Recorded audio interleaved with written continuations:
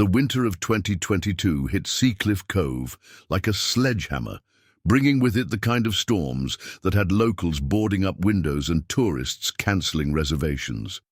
For those of us who called this isolated stretch of Oregon coastline home, harsh weather was just part of the bargain we'd struck for solitude. Before we jump back in, tell us where you're tuning in from. And if this story touches you, make sure you're subscribed, because tomorrow I've saved something extra special for you. But for me, Jack Wilson, the crashing waves and howling winds only amplified the emptiness of my lighthouse keeper's cottage, a constant reminder of the family that once filled it with warmth and laughter. This is the story of how I found Elena Ramirez and her 3 children huddled beneath the old fishing pier during the worst storm of the decade, and how this desperate mother of triplets, with nothing but determination in her eyes and 3 hungry mouths to feed, would transform the broken remains of my life into something neither of us could have imagined. The rain hammered against the lighthouse windows as I made my nightly rounds, checking the massive beacon that had been my responsibility for the past 15 years. I moved through the motions automatically, my mind elsewhere, as always.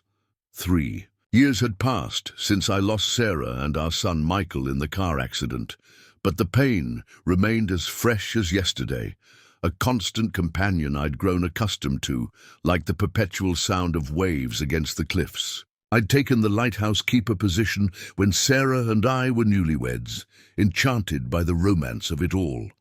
She'd been an artist, claiming the dramatic seascapes and isolation would fuel her creativity. For years it had been perfect. Our small family tucked away in our coastal paradise, Michael growing into a curious boy who knew every tide poof and hidden cove along our stretch of shoreline. Now I was just the strange widower who rarely came into town, the subject of pitying glances and well-intentioned but painful conversations. The lighthouse had become my refuge and my prison. That night, the storm was particularly vicious. The Weather Service had issued warnings all day, and I'd watched from my perch as the last of the fishing boats hurried back to harbor before the worst hit. By nightfall, the wind was screaming around the tower, and the rain was coming in almost horizontal sheets. I'd just finished my inspection when the power flickered, then died completely. Perfect, I muttered to no one, reaching for the emergency flashlight I kept by the door.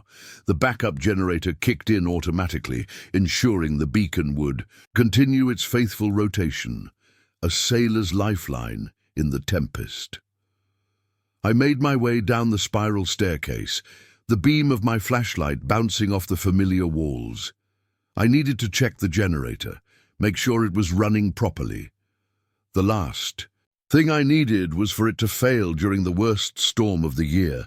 Outside, the wind nearly knocked me off my feet. I pulled my rain slicker tighter and fought my way to the small outbuilding that housed the generator. The machine was humming steadily, everything in working order. Relieved, I turned to head back to the warmth of my cottage when something caught my eye, a flash of movement down by the old fishing pier that jutted out from the base of the cliff. No one should be down there during a storm like this. The pier was barely maintained these days, used occasionally by locals but mostly abandoned when the new harbor was built 5 miles up the coast. Curious and concerned, I directed my flashlight toward the area. Nothing. I was about to chalk it up to imagination, or perhaps some debris blown by the wind, when I saw it again. This time I was certain, a human figure moving beneath the pier. Common sense told me to call the Coast Guard or local police, but cell service was notoriously unreliable during storms, and the landline was likely down with the power. Against better judgment, I found myself heading down the narrow path that switched back down the face of the cliff to the small stretch of beach below. By the time I reached the bottom, I was drenched despite my rain gear. The waves were crashing dangerously. Close to the pier, the high tide pushing water up underneath the weather-beaten structure. I almost turned back. This was foolish, dangerous even. But then I heard it, a child's cry, barely audible above the storm. I scrambled across the wet sand, ducking under the pier's wooden supports. In the beam of my flashlight they appeared, like ghosts at first. Huddled figures pressed against the seawall where the pier connected to land, seeking whatever meager shelter the structure provided from the driving rain. A woman, thin to the point of gauntness, had her arms wrapped around 3 small children, all identical with dark curly hair. Her body was curled protectively around them, using herself as a human shield against the elements. When my light fell upon them, she looked up with eyes that held equal parts fear and defiance. "Stay back," she warned, her voice hoarse but determined. "We're just waiting out the storm." I raised my hands, trying to appear as non-threatening as possible. "You can't stay here. The tide's coming in, and this pier isn't safe in this weather." One of the children, I couldn't tell if it was a boy or girl from this distance, coughed violently, the sound rattling and wet. The woman pulled the child closer, murmuring something in Spanish. "I'm the lighthouse keeper," I said, pointing up toward the beacon that flashed regularly above us. "I have a place you can stay until the storm passes. It's dry and warm." She studied me suspiciously, clearly weighing her options. Another wave crashed against the pier, sending spray over all of us. One of the children whimpered. "You have 3 choices," I said, raising my voice above the wind. "Stay here and risk being washed away or crushed if this pier collapses. Try to make it into town in this weather, or come with me to safety. I promise you'll be free to leave once the storm passes." The woman looked down at her children, then back at me. I could see the calculation in her eyes, the desperate arithmetic of survival. "My name is Jack Wilson," I added, hoping personal. Details might help. "I've been the keeper here for 15 years. A particularly strong gust shook the pier, sending a shower of sand and debris raining down. That seemed to make up her mind. "I'm Elena," she said finally. "These are my children, Sophia, Matteo, and Isabella."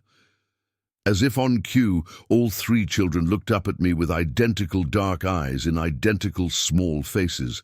Triplets, I realized, and young, no more than 6 or 7. "We don't need charity," Elena continued, her chin lifting slightly. "Just shelter until morning." "Of course," I agreed, though charity was clearly exactly what they needed. The children's clothes were damp and too thin for the weather, and Elena herself wore only a light jacket over what looked like a waitress uniform. "Can everyone walk? It's a bit of a climb." Elena nodded, struggling to her feet. She'd been sitting on a small backpack, keeping it dry, likely containing whatever possessions they had. She swung it onto her shoulder and helped the children, up one by one. The climb back up the cliff path was arduous.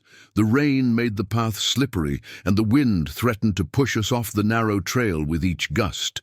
I led the way, with Elena behind me, frequently turning back to help one child or another. Despite her obvious exhaustion, she never complained, coaxing her children along with soft encouragement in a mix of English and Spanish. By the time we reached the top, we were all breathless. The triplets stared wide-eyed at the lighthouse, its beam cutting through the storm darkness. "This way," I said, leading them toward my cottage rather than the lighthouse itself. "The generator should be running the heater in the house." The cottage was a modest 2-bedroom affair, built in the 1950s for the keeper and his family. It had been renovated over the years, but still maintained its utilitarian charm. I'd neglected many aspects of it since losing Sarah and Michael.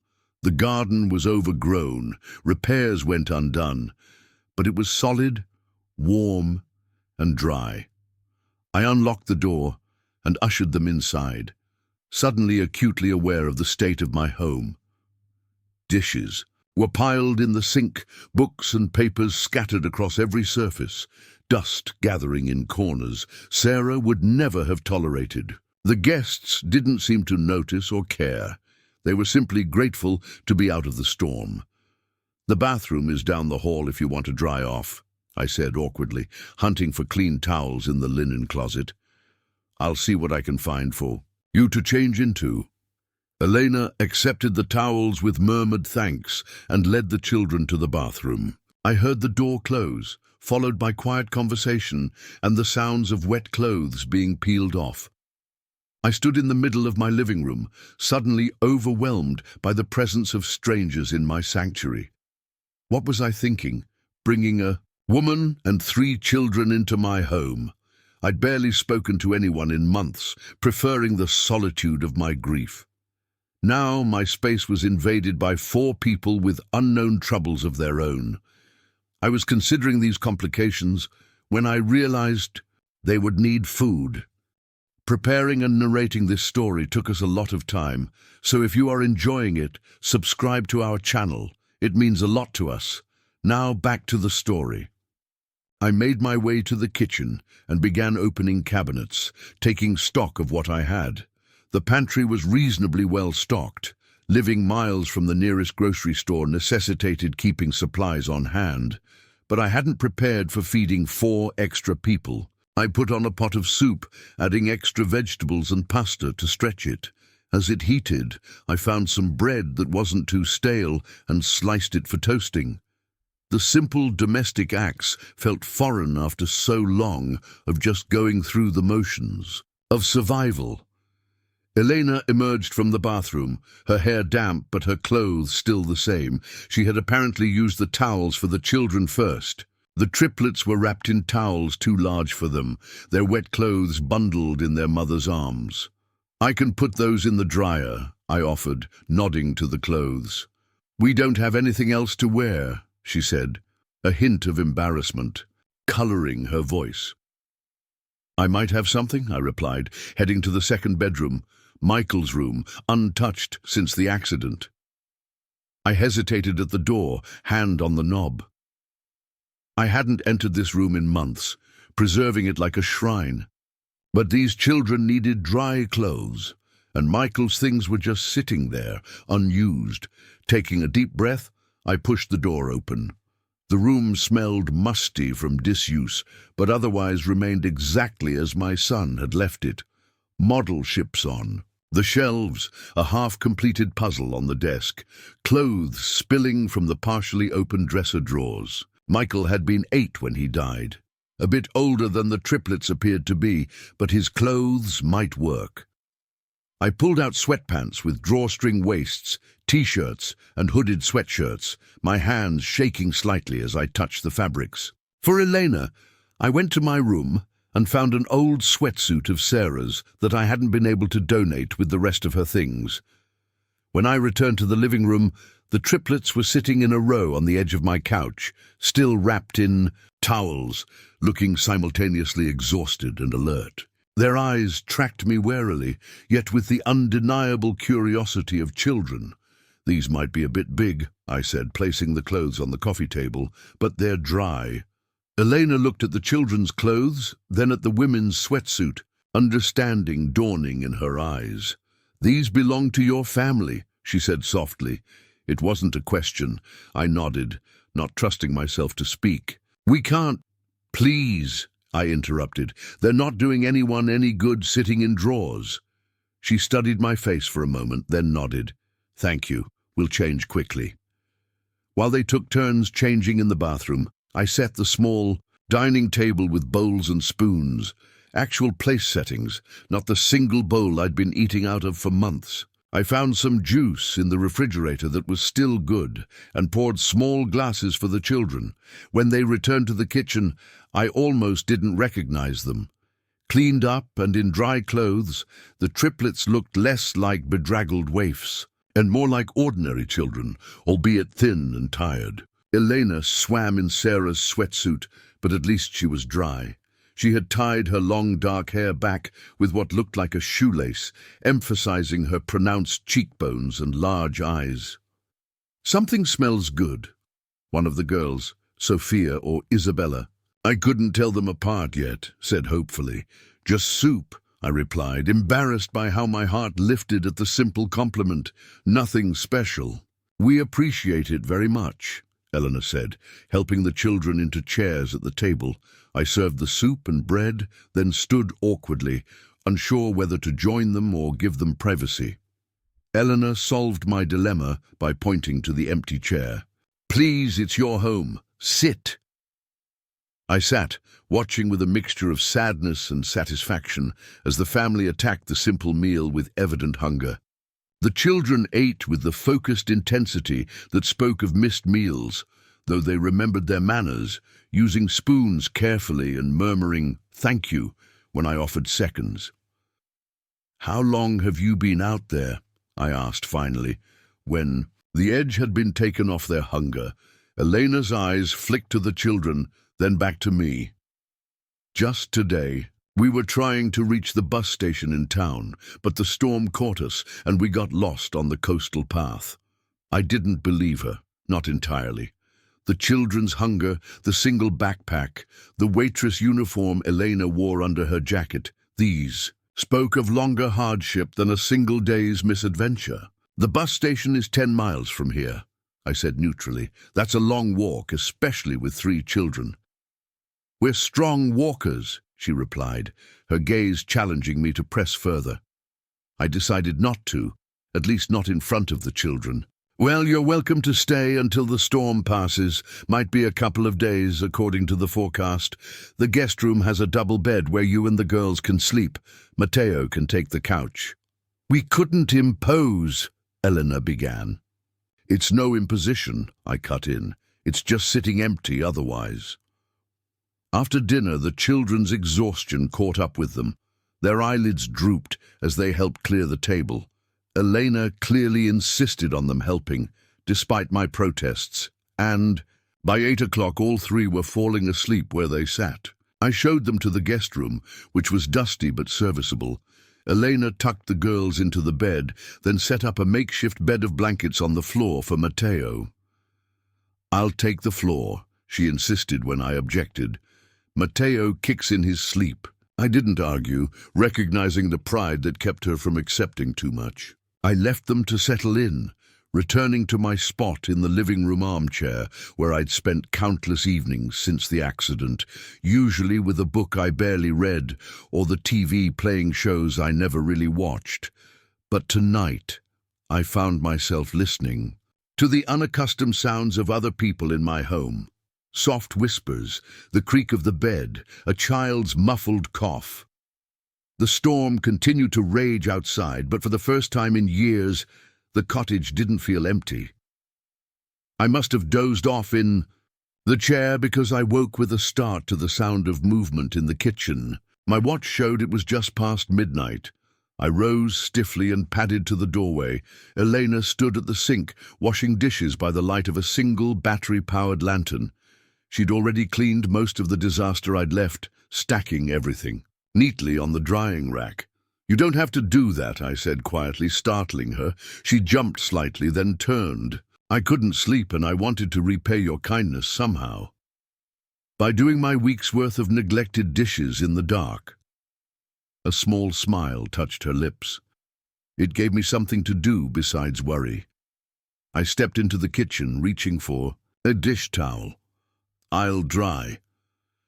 We worked in companionable silence for a few minutes, the only sounds the clink of dishes and the storm outside. "Your children," I said finally.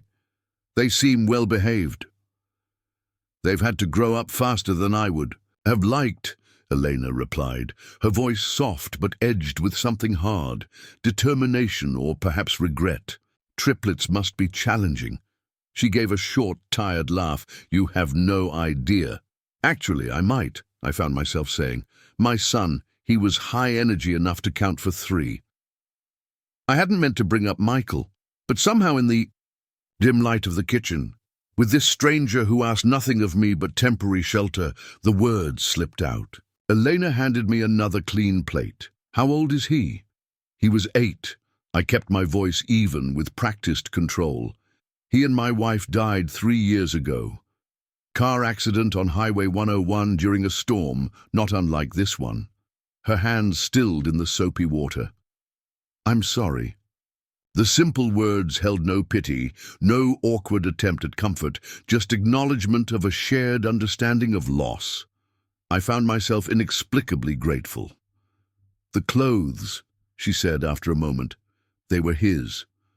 I nodded. "Sarah, my wife, always said we should be prepared for growth spurts. She bought things a size up." Elena resumed washing. "He must have been a good boy." "The best," I agreed, throat tightening as it always did when I spoke of him. "Curious about everything. He loved this place. The lighthouse, the ocean. He knew every type of seashell on our beach." "Like Matteo with bugs," Elena said with a small smile.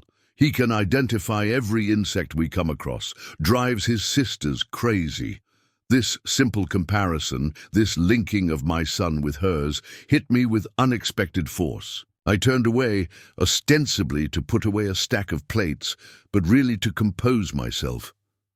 "And your husband?" I asked when I trusted my voice again, realizing too late it might be an intrusive question. Elena's shoulders stiffened. "Not in the picture." Her tone discouraged further questions, and I respected the boundary. We finished the dishes in silence. Then she stepped back, drying her hands on a towel. "Thank you for taking us in," she said formally, as if regretting the momentary intimacy of our conversation. "We'll be out of your way as soon as the weather clears." "There's no rush," I replied, surprising myself with how much I meant it. "The forecast says at least 2 more days of this." She nodded, her expression unreadable. "Good night, then." "Good night, Elena." I watched her disappear down the hallway toward the guest room, feeling oddly bereft. For a brief moment, my kitchen had felt like a home again, rather than just a room where I occasionally remembered to feed myself. I returned to my armchair, listening to the storm battering the coast. But instead of my usual empty thoughts or grief-tinged memories, I found myself wondering about Elena Ramirez and her 3 children. What circumstances had brought them to be sheltering under a pier during a winter storm? Where were they really going? And why did I, who had deliberately shut myself away from human connection for 3 years, suddenly care?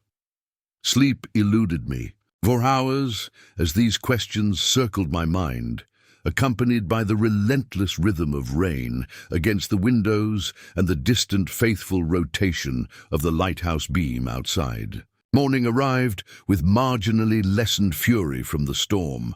The rain had slackened to a steady drizzle, but the wind still howled around the cottage corners.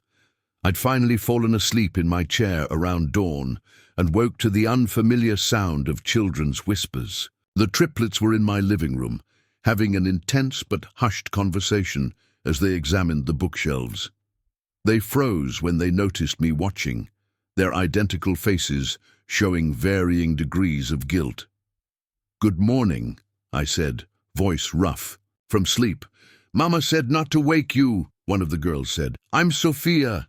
"I'm Isabella," the other girl added, confirming they were indeed different people despite looking absolutely identical to my untrained eye. "Matteo," the boy said simply, his gaze already drifting back to the model lighthouse on my shelf. "Is that our lighthouse?" "It is," I confirmed, sitting up and running a hand through my disheveled hair. "I made it a few years ago." "Can I touch it?" he asked cautiously. I hesitated. The model had been a project Michael and I started together, finished by me in the dark days after the funeral as a way to keep my hands busy. I hadn't let anyone touch it since. "Careful," I said finally. "The railing is delicate." Matteo approached the model with surprising gentleness, examining it from all angles without touching. "Did you make the light work too?" I stood and reached. Behind the model, flicking a small switch, a tiny bulb began to glow and rotate inside the miniature beacon. "Wow!" All 3 children breathed in unison. The sound of the kitchen faucet running informed me Elena was already up. I excused myself and found her at the stove, working with what appeared to be the last of my eggs. "I hope you don't mind," she said, gesturing to the pan. "The children are always hungry in the morning." "Not at all," I replied, moving to the coffee maker. "I usually just have coffee myself." "There's enough for you too," she insisted. I didn't argue, instead focusing on brewing coffee. Enough for two this time. As I measured grounds, I found myself sneaking glances at Elena. In the morning light, I could see her more clearly than the night before. She was younger than I'd initially thought, probably in her early 30s, with a kind of weathered beauty that spoke of hard years. Despite her circumstances, she moved with purpose and dignity, efficiently managing the basic task of scrambling eggs as if it were the most important job in the world. And perhaps for her it was. Feeding her children, keeping them safe. These simple acts of parenting that I had lost. "The power's still out," I mentioned, plugging in the coffee maker to the generator circuit, "but the generator's holding up well." "I was afraid to use the stove, but the children need hot food," she explained, a touch defensively. "It's fine," I assured her. "The generator can handle it. It's meant to run the whole cottage in emergencies." The children wandered in, drawn by the smell of food. They climbed onto the kitchen chairs without being told, watching their mother with the patient expectation of children accustomed to waiting for meals. "I checked the weather report on the emergency radio," I said as Elena served the eggs. "Storm's supposed to continue through tomorrow at least. Roads are likely flooded between here and town." She paused, spatula hovering over the pan. "We're stranded?" "I'm afraid so," I confirmed. "Even if the rain lets up, the coastal road floods in several places during these winter storms. It'll be a day or two before it's passable." Elena's expression remained neutral, but I caught a flash of calculation in her eyes, weighing options, adjusting plans. "We've imposed enough already," she began. "It's not an imposition," I interrupted, surprising myself with how strongly I meant it. "I have plenty of supplies, and honestly, I broke off, unused to articulating my feelings. It's nice not to be alone during a storm like this. The admission cost me something in pride, but felt necessary." Elena studied my face for a moment, then nodded. "Thank you," she said simply. "We'll try to make ourselves useful." After breakfast, I needed to check the lighthouse. Emergency or not, the beacon required regular maintenance. Elena offered to finish cleaning the kitchen, and the children begged to come see the lighthouse up close. "It's not a tour attraction," I warned them. "It's a working facility with dangerous equipment." "We'll be careful," Sophia promised solemnly. "Mama always says we have to be twice as careful as other children because there are 3 of us." I glanced at Elena, who nodded her permission. "They know how to behave," she assured me, and so I found myself leading 3 excited 7-year-olds across the wind-swept yard to the lighthouse tower. I unlocked the heavy door at the base, ushering them into the circular room that served as both entrance and small museum. Previous keepers had set up displays about the lighthouse's history, including photographs, old equipment, and logbooks dating back to its construction in 1879. The children moved from display to display with surprising restraint, asking intelligent questions and keeping their hands clasped behind their backs unless invited to touch something. "This lighthouse saved many ships," Isabella read slowly from one of the plaques. "It still does," I told her. "That's why we have to make sure it's working properly, especially during storms when ships might be in trouble." Matteo looked up at me with sudden seriousness. "Is that your job? Saving people?" The question hit me with unexpected force. Once, I would have said yes, without hesitation. The lighthouse keeper's role was fundamentally about protection, about guiding vessels safely home. In maintaining the beacon, I was part of a centuries-old tradition of extending light into darkness as a lifeline for those in peril. But in the years since losing my family, I'd reduced my role to its mechanical components, checking equipment, logging operations, reporting issues to the Coast Guard. I'd stopped seeing the purpose behind the tasks. "Yes," I said finally, "that's exactly my job."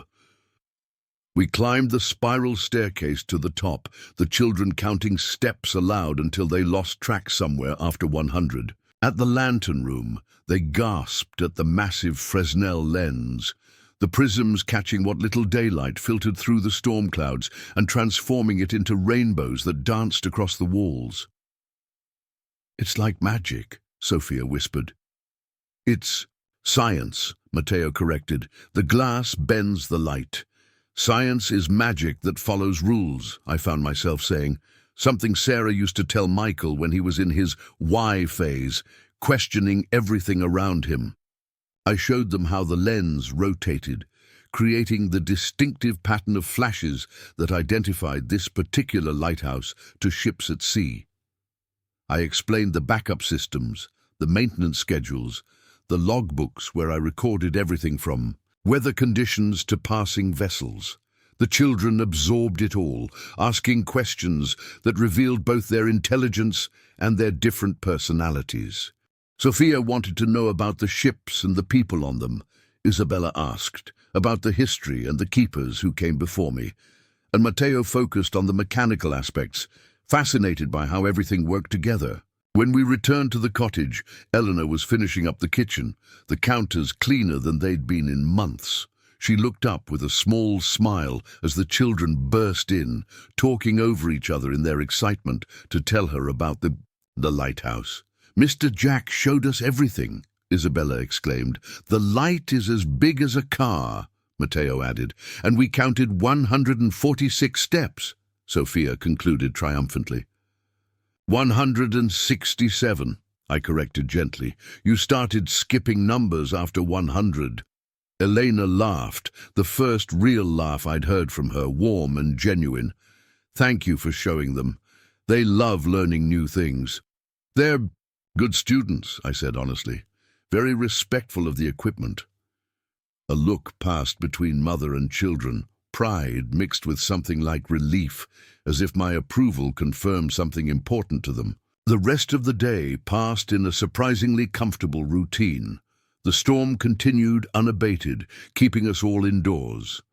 I found a shelf of board games that hadn't been touched in years, and soon the cottage was filled with the sounds of competitive Monopoly, the triplets forming a unified team against their mother and me.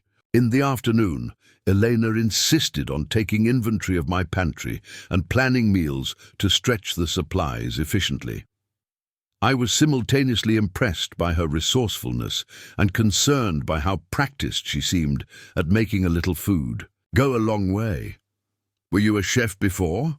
I asked as she transformed a few canned goods and some frozen vegetables into a savory stew that smelled better than anything that had come out of my kitchen in years. She laughed shortly.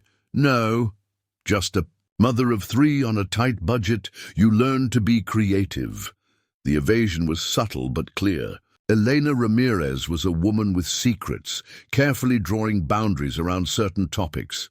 I respected this, having built similar walls around my own grief. As evening approached, the triplets grew restless, the novelty of being indoors wearing thin despite the games and books. They began chasing each other through the small cottage, their energy seemingly boundless. "Children," Elena said sharply after Matteo nearly knocked over a lamp, "remember where you are." They skidded to a halt, looking genuinely contrite.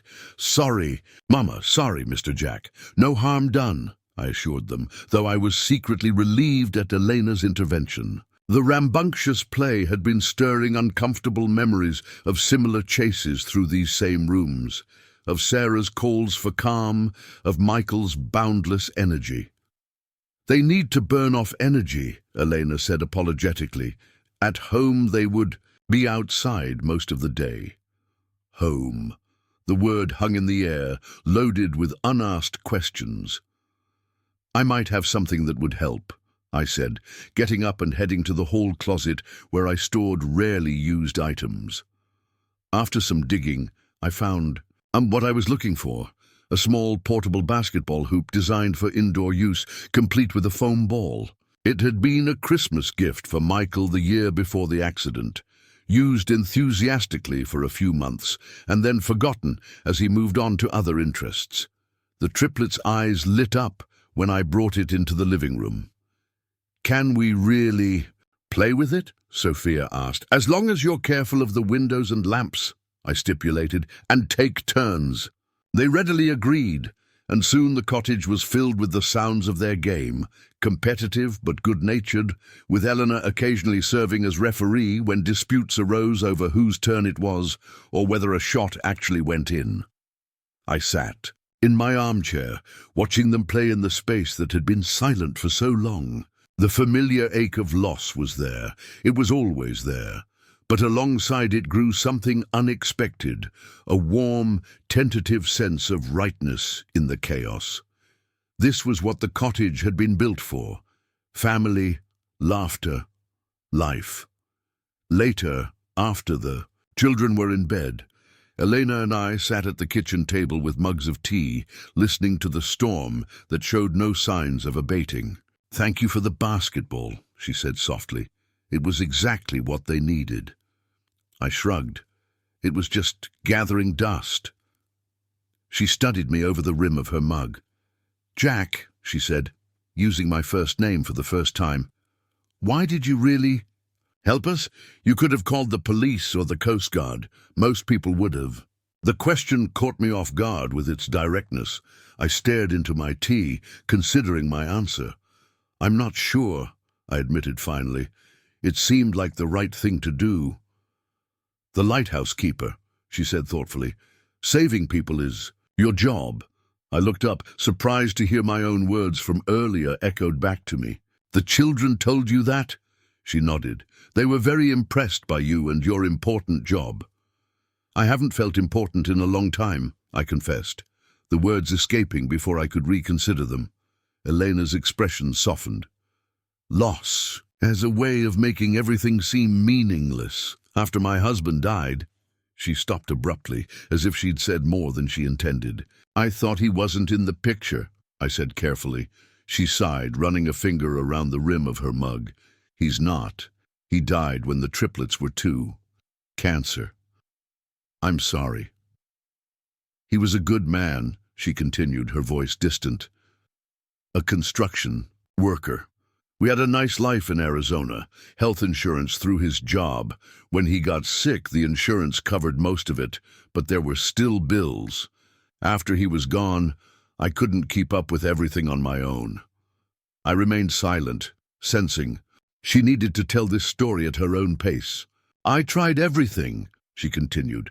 "Multiple jobs, moving to a smaller apartment, selling our car. But with 3 children the same age, childcare alone was impossible. My parents are gone, his family wasn't involved. We kept sinking deeper." She looked up, her eyes meeting mine directly. 2 months ago, our apartment building was sold. New owner doubled the rent. We had nowhere to go." The pieces clicked into place.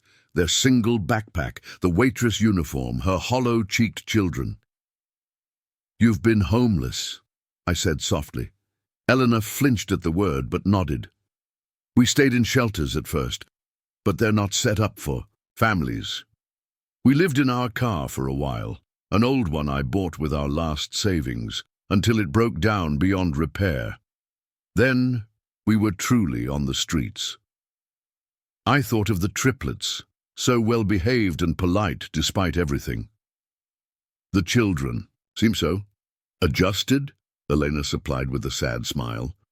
"They're resilient, and I've tried to maintain routines, rules, normalcy, school whenever possible, but it's been hard on them." "Why here?" I asked. "This is a remote area, especially in winter." Elena hesitated, then reached for her backpack, which she'd kept close at all times. From an inner pocket, she withdrew a creased newspaper clipping and pushed it across the table to me. It was an advertisement.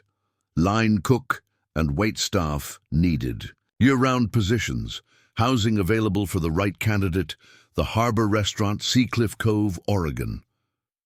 I've been working in restaurants since I was 16, Elena explained. It's the one skill I have that pays decent money.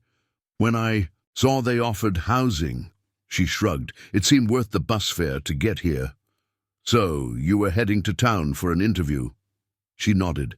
The bus was supposed to take us into Seacliff Cove, but it dropped us off at the junction, 10 miles back because of the approaching storm. The driver said town was just down the road. I had no idea how far it really was. We started walking, got lost on the coastal trail, and then the storm hit full force. I stared at the job listing, thinking of the Harbor Restaurant. I knew it well, or had in my previous life. It was a decent place, busy during tourist season, but surviving on locals through the winter. The owner, Frank Kingsley, was fair but demanding. However, I doubted the housing mentioned would accommodate a woman with 3 children. Have you spoken with them yet? I asked. I called from a payphone before we left Portland, Elena said. They said to come for an interview, but they wouldn't hold the position. With the holidays coming, they need help right away. The calendar hanging on my kitchen wall caught my eye, a Coast Guard promotional item I'd barely glanced at in months. It was December 18th, a week before Christmas. The harbor probably won't reopen until after the storm passes, I said. Roads will be blocked for at least 2 days. Then there's cleanup. Elena's face fell. I was afraid of that. The ad said, immediate start. Frank, the owner, is reasonable, I assured her. He'll understand a weather delay. She nodded, but I could see the worry etched in the lines around her eyes. The precariousness of her situation was painfully clear. A homeless mother with 3 children, all her hopes pinned on a small-town restaurant job that might not even provide adequate housing.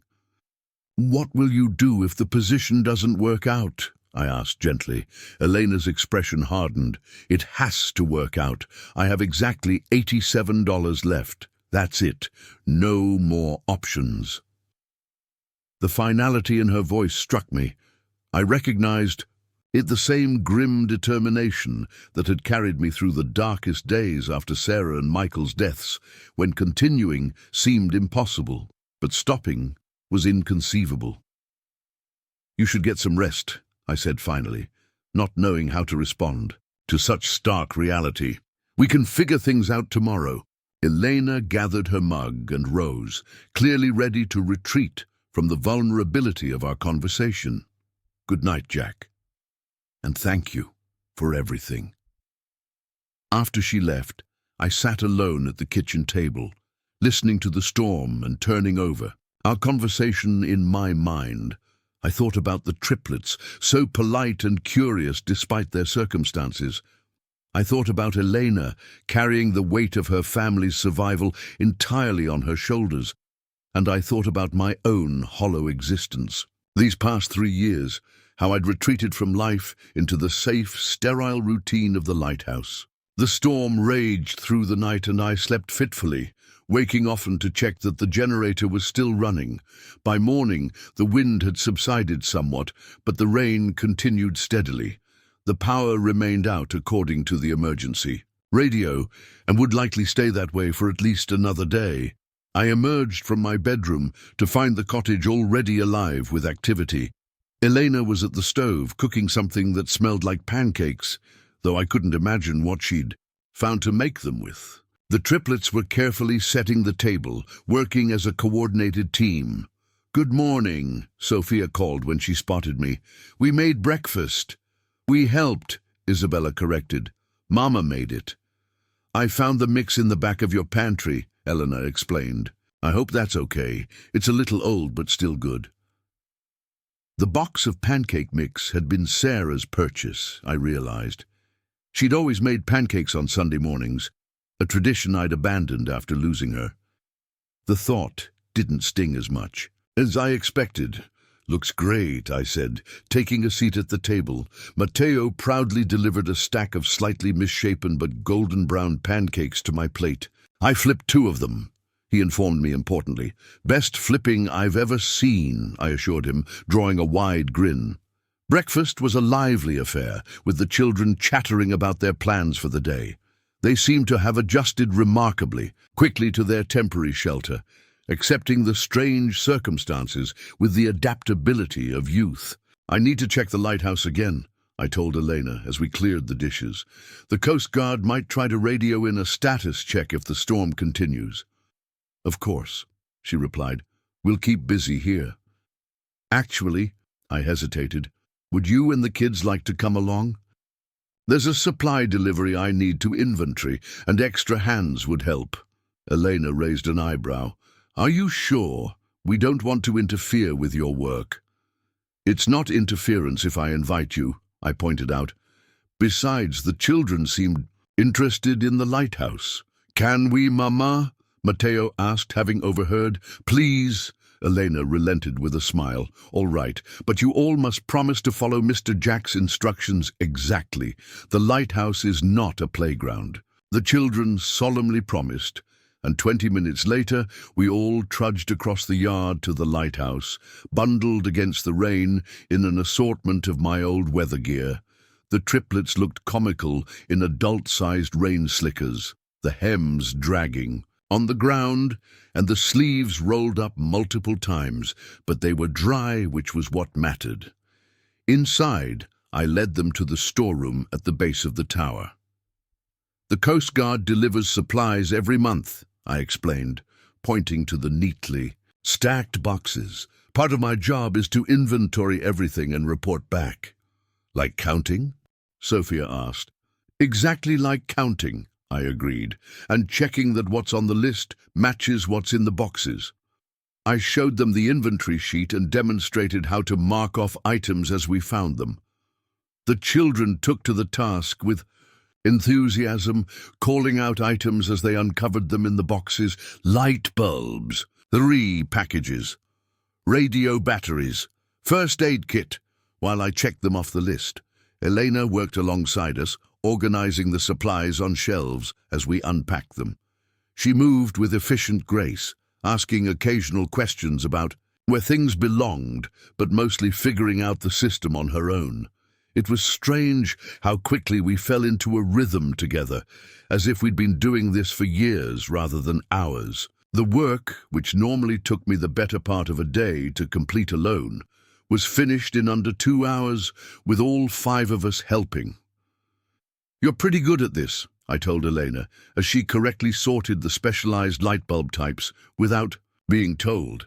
"I'm a quick study," she replied with a small smile. "And I've worked all kinds of jobs, warehouse, inventory, stocking. You pick things up." I nodded, impressed despite myself. Elena Ramirez was clearly a woman of many capabilities, forced by circumstances to apply them wherever she could find work. When we finished the inventory, I checked the radio for Coast Guard communications. Sure enough, there was a message requesting status updates from all lighthouses in the region. "Can I respond?" Matteo asked, eyeing the radio with fascination. "It's official Coast Guard business," I explained, "but you can help me form the message." Together, we drafted a status report: lighthouse fully operational, generator functioning properly, no damage to the structure, keeper and guests safe and well supplied. I showed Matteo how to use the proper radio protocols, and his face lit up when the Coast Guard acknowledged our transmission with a crisp, "Roger that, Seacliff Light. Stay safe." "I talked to the Coast Guard," he exclaimed to his sisters as we climbed the stairs to check the beacon itself. In the lantern room, I showed them how to clean the glass panels of the Fresnel lens, a delicate task that required patience and a gentle touch. To my surprise, the triplets were naturals, carefully wiping each section with the special cloths, their small hands perfect for reaching the intricate prisms. Elena hung back, watching her children with a mixture of pride and something else, concern perhaps, or uncertainty. When I caught her eye, she quickly looked away, focusing instead on the view through the rain-streaked windows. "It's beautiful, even in the storm," she said, gazing out at the grey ocean and misty coastline.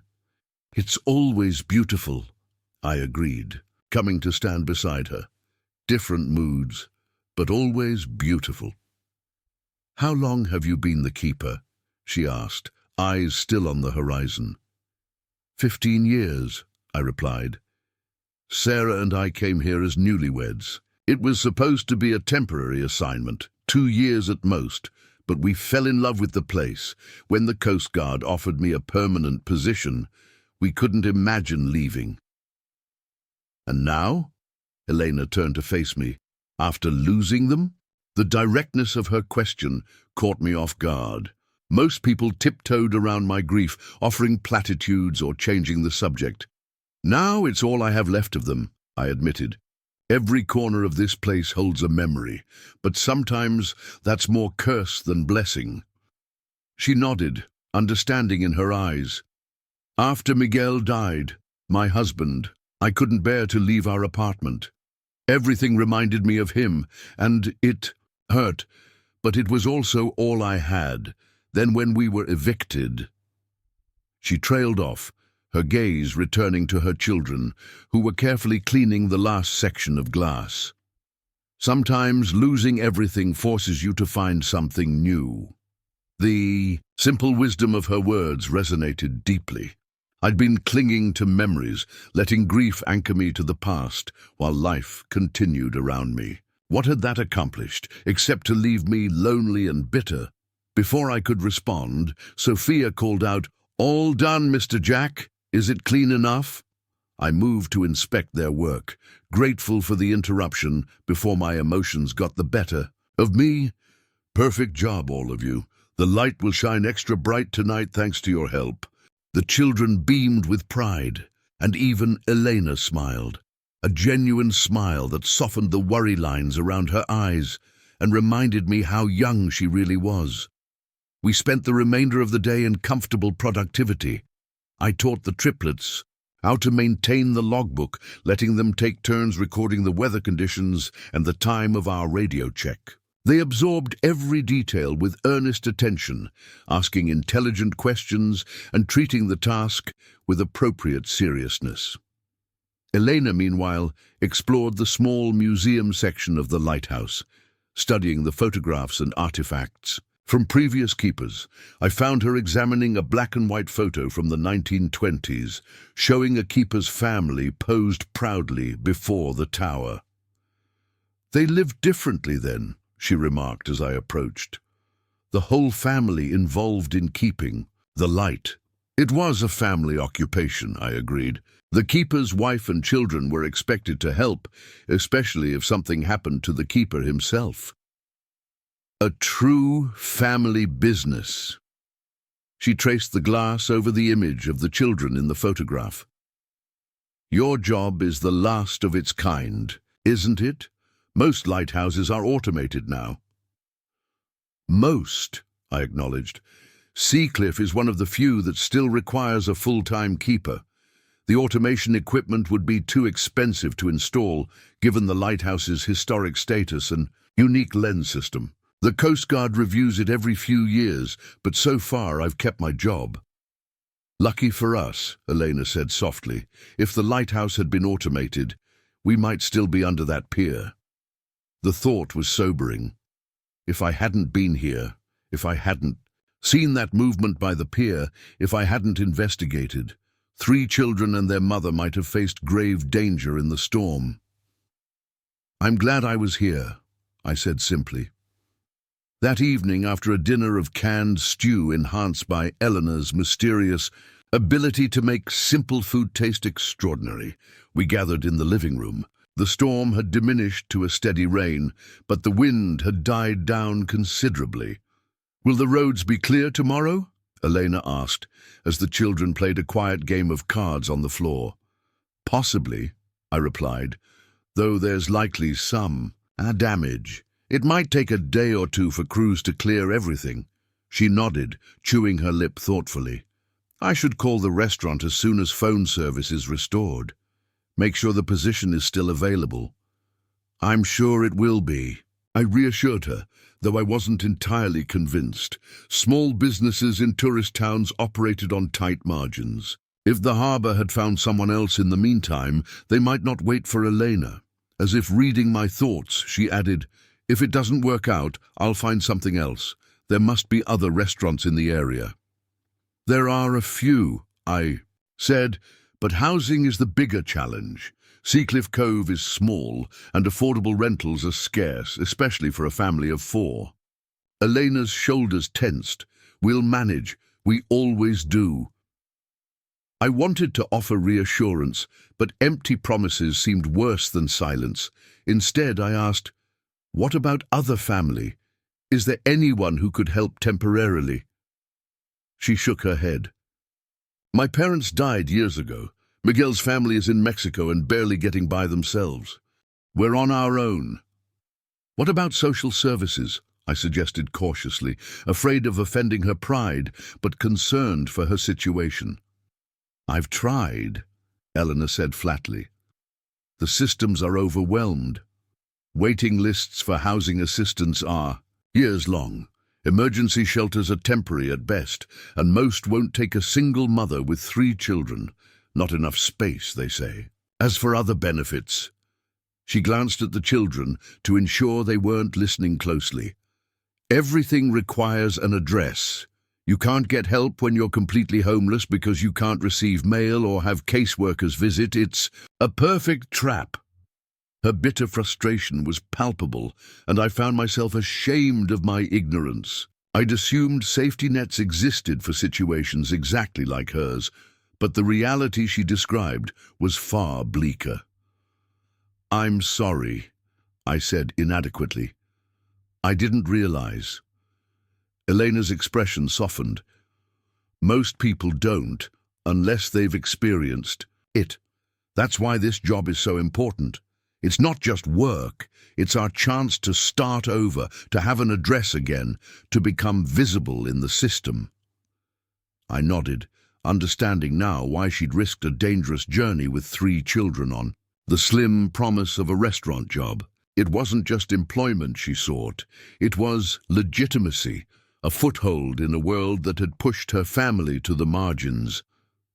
Later, after the children were in bed, I sat alone in the living room, turning over the day's conversations in my mind. The wind had finally died completely, leaving only the gentle patter of rain against the windows and the distant rhythmic flash of the lighthouse beam cutting through the darkness. For the first time in years, I found myself thinking beyond my grief, confronted by problems larger than my own.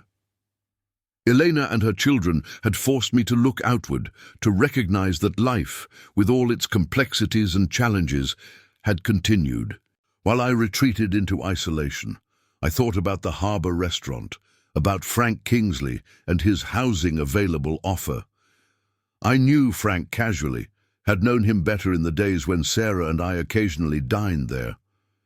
He was a businessman, first, but not unkind.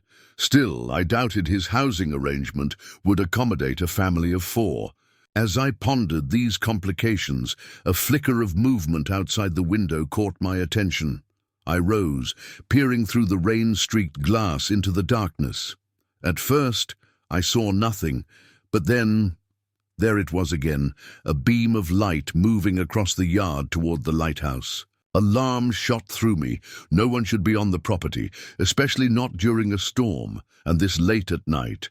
I grabbed my heavy-duty flashlight and rain jacket, slipping quietly out the front door to investigate. The rain had lessened to a drizzle, but the ground was treacherously muddy as I made my way toward the moving light. As I drew closer, I could make out a figure examining the base of the lighthouse tower, shining a flashlight over the structure as if looking for damage, or a way in. "Hey!" I called out sharply. "This is private property!" The figure whirled around, momentarily blinded as I directed my powerful flashlight beam at them. It was a man, middle-aged and weather-worn, wearing Coast Guard-issue rain gear. "Jack Wilson?" he called back, shielding his eyes. "It's Commander Reeves, Coast Guard Station Newport. Sorry to drop in unannounced." I lowered my light slightly, recognizing him now. Commander Reeves oversaw Coast Guard operations for this section of coastline, including Seacliff Light. "Commander," I acknowledged, approaching cautiously, "what brings you out in this weather, and at this hour?" "Emergency inspections," he replied, extending a hand which I shook briefly. "The storms caused significant damage up and down the coast. We're checking all lighthouse stations personally, since communications are spotty. Got dropped off by helicopter about a mile back. Couldn't land any closer with these wind conditions." Now, I noticed the mud caking his boots and pants, evidence of a difficult trek through storm-soaked terrain. "You could have radioed ahead," I pointed out. "We checked in this afternoon." "We did get your transmission," Reeves admitted, "but protocol requires visual confirmation after storms of this magnitude. Plus, there's another matter we need to discuss." He glanced toward the cottage. "Is there somewhere we can talk?" I hesitated, thinking of Elena and the children sleeping inside. "Let's check the lighthouse first," I suggested, redirecting him toward the tower. "I need to make my night rounds anyway." Reeves nodded, and together we entered the lighthouse, climbing the spiral staircase to the lantern room. I went through my standard checks methodically, aware of the commander's watchful eye. "Everything looks operational," he remarked, surveying the rotating beam. "It is," I confirmed. "No issues during the storm. The generator performed perfectly when the power went out." Reeves nodded approvingly, then looked out toward the dark ocean. "That's good to hear, because we've got damaged vessels all up and down the coast. Need every lighthouse at full capacity right now." I finished my checks and turned to face him directly. "You mentioned another matter?" The commander's expression grew serious. "Yes, I'll be direct, Wilson. The Coast Guard is finally moving ahead with automation plans for Seacliff Light. Though I'd been half expecting this announcement for years, it still hit me with surprising force. "When?" I managed to ask. "Preparations begin in January, full automation by April." Reeves at least had the decency to look apologetic. "I know this has been your home for a long time, but technology's caught up even with Seacliff's unique requirements. The new systems are more cost-effective and reliable than keeping a full-time keeper." 4 months. After 15 years, I had 4 months before my position, my home, would become obsolete. "What happens to the cottage?" I asked, my voice sounding strange to my own ears. "Standard procedure. You'll have 30 days after automation to vacate. The property will likely be leased to the State Park Service or possibly sold to a private Heritage Foundation." He shifted uncomfortably. "I wanted to tell you in person. You've been a good keeper, Wilson. One of our best. This isn't a reflection on your performance." I nodded, unable to form a suitable response. The lighthouse had been my refuge after losing Sarah and Michael, the one constant in a world shattered by grief. Now that too would be taken away. "There will be a severance package," Reeves continued into my silence, "and job placement assistance if you want it. Your experience is valuable, Wilson."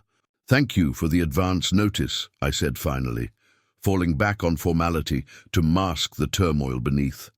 Reeves seemed relieved by my controlled response. "I should get back to the rendezvous point. Helicopter will be waiting to extract me." Within the hour, he handed me an official envelope. "The formal notification and details are all in here. Call my office when the phones are back up if you have questions." We descended the tower in silence. At the base, Reeves paused, extending his hand again. For what it's worth, I fought to keep Seacliff manned. Budget cuts won out in the end. I shook his hand, appreciating the gesture if not the outcome. "Safe travels, Commander." After he disappeared into the darkness, I remained outside for a long time, rain misting around me as I stared up at the lighthouse that had defined my life for 15 years. The beam swept steadily outward, fulfilling its purpose as it had for nearly 150 years. Soon it would continue without me, mechanical eyes replacing human ones, automated systems performing the tasks I had dedicated my life to. When I finally returned to the cottage, I found Elena sitting at the kitchen table, a mug of tea before her. "I heard voices," she explained. "Is everything okay?"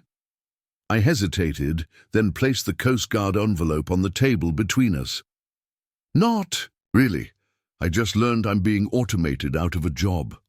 Elena's eyes widened. "The lighthouse?" I nodded, sinking into a chair across from her. "Modern technology finally caught up with Seacliff Light. In 4 months, my services will no longer be required. Jack, I'm so sorry." Her concern appeared genuine, which somehow made it harder to bear. 15 years, I said, more to myself than to her. "This place has been my home for 15 years. What will you do?" The question hung in the air, echoing my own internal turmoil. What would I do? Where would I go? The lighthouse had been my anchor after the accident, the one thing I'd clung to when everything else was swept away. Without it, what was left? "I don't know," I admitted. "I haven't thought beyond this place in a long time." Elena reached across the table, hesitating briefly before placing her hand over mine. "Sometimes losing everything forces you to find something new," she repeated her words from earlier, but now they took on a different meaning. We sat in silence for several moments, her hand warm and reassuring on mine. Two strangers brought together by circumstance, both facing uncertain futures, both carrying losses that had shaped our lives. "It's late," she said finally, withdrawing her hand. "Things might look clearer in the morning." I nodded, though I doubted sleep would bring clarity to this new upheaval. "Good night, Elena." After she left, I remained at the kitchen table, turning the Coast Guard envelope over in my hands, but unable to bring myself to open it and read the formal details of my professional demise. Outside, the lighthouse beam continued its faithful rotation, indifferent to the human drama unfolding. In its shadow, morning arrived with startling clarity. The storm had finally passed during the night, leaving behind a washed-clean world. Sunlight sparkled on rain-drenched surfaces, and the ocean stretched calm and blue to the horizon. In the distance, I could see crews already at work on the coastal road, clearing debris and assessing damage. I'd slept poorly, the commander's news churning in my mind throughout the night. By dawn, I'd given up on rest and found myself at the kitchen table again, finally opening the Coast Guard envelope and reading through the official termination notice with its bureaucratic language and precise timelines. The children were the first to rise, racing into the kitchen with the boundless energy of youth. They skidded to a halt when they saw me, perhaps sensing my mood. "The sun is out," Sophia announced, approaching more cautiously. "The storm is over," I confirmed, forcing a smile and tucking the papers away. "How did you all sleep?" "Good," Matteo replied, peering out the window. "Can we go outside today?" "I think that might be possible once things dry out a bit." Elena appeared in the doorway, already dressed in her waitress uniform, freshly washed and pressed. She'd clearly been preparing for the possibility of heading into town today. "Good morning," she said, studying my face with concern. "Any news?" "About the roads." "Crews are working on them," I reported. "They might be passable by afternoon, at least to emergency vehicles." She nodded, her expression resolute. "I should try calling the harbor again. Is your landline working yet?" I checked the phone on the wall, relieved to hear a dial tone. "Looks like it." While Elena made her call, I prepared a simple breakfast for the children, trying to focus on the immediate tasks rather than the uncertain future looming before me. Outside, the world was beginning to stir back to life after the storm's forced pause. I could hear distant chainsaws working on fallen trees, and occasionally a vehicle would pass on the main road beyond my property. Elena returned from the phone, looking simultaneously relieved and anxious. "The job is still available," she reported. "Mr. Kingsley wants me to come in today if possible." He says they've lost business during the storm and need help immediately for the reopening. That's good news, I said, genuinely pleased for her despite my own troubles. He says the road to town should be clear enough for emergency traffic. By noon. She hesitated. Would it be possible, I hate to ask, but could you possibly— I'll drive you, I offered before she could finish. As soon as the road is passable. Relief flooded her face. Thank you. I don't know how we would have managed otherwise. The prospect of action, of helping Elena secure the job that meant so much to her family, gave me a welcome distraction from my own situation. We spent the morning preparing. I checked my old truck to ensure it was ready for potentially difficult road conditions, while Elena organized their meager belongings and prepared the children for the journey into town. By noon, reports on the emergency radio indicated the main road was passable with caution. We loaded into my truck, a tight fit with 3 children in the back seat, and set off towards Seacliff Cove. The storm's impact was evident everywhere. Downed trees, flooded ditches, and debris littered the roadside. In some places, county. Workers were still clearing branches and pumping water from low-lying sections. The normally 20-minute drive took nearly an hour as we navigated carefully around obstacles. Elena sat tensely beside me, her hands clasped tightly in her lap.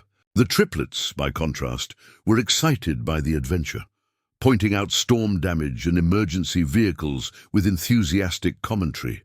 "Will you be okay with the interview while I watch the kids?" I asked as we approached the town limits. She nodded. "That would be helpful, yes. Thank you."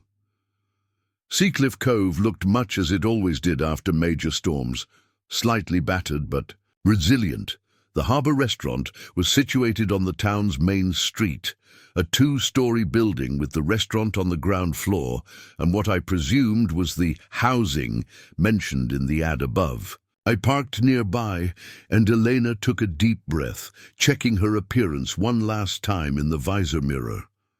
She'd done the best she could with limited resources. Her uniform was clean and pressed, her hair neatly arranged, her appearance professional despite everything.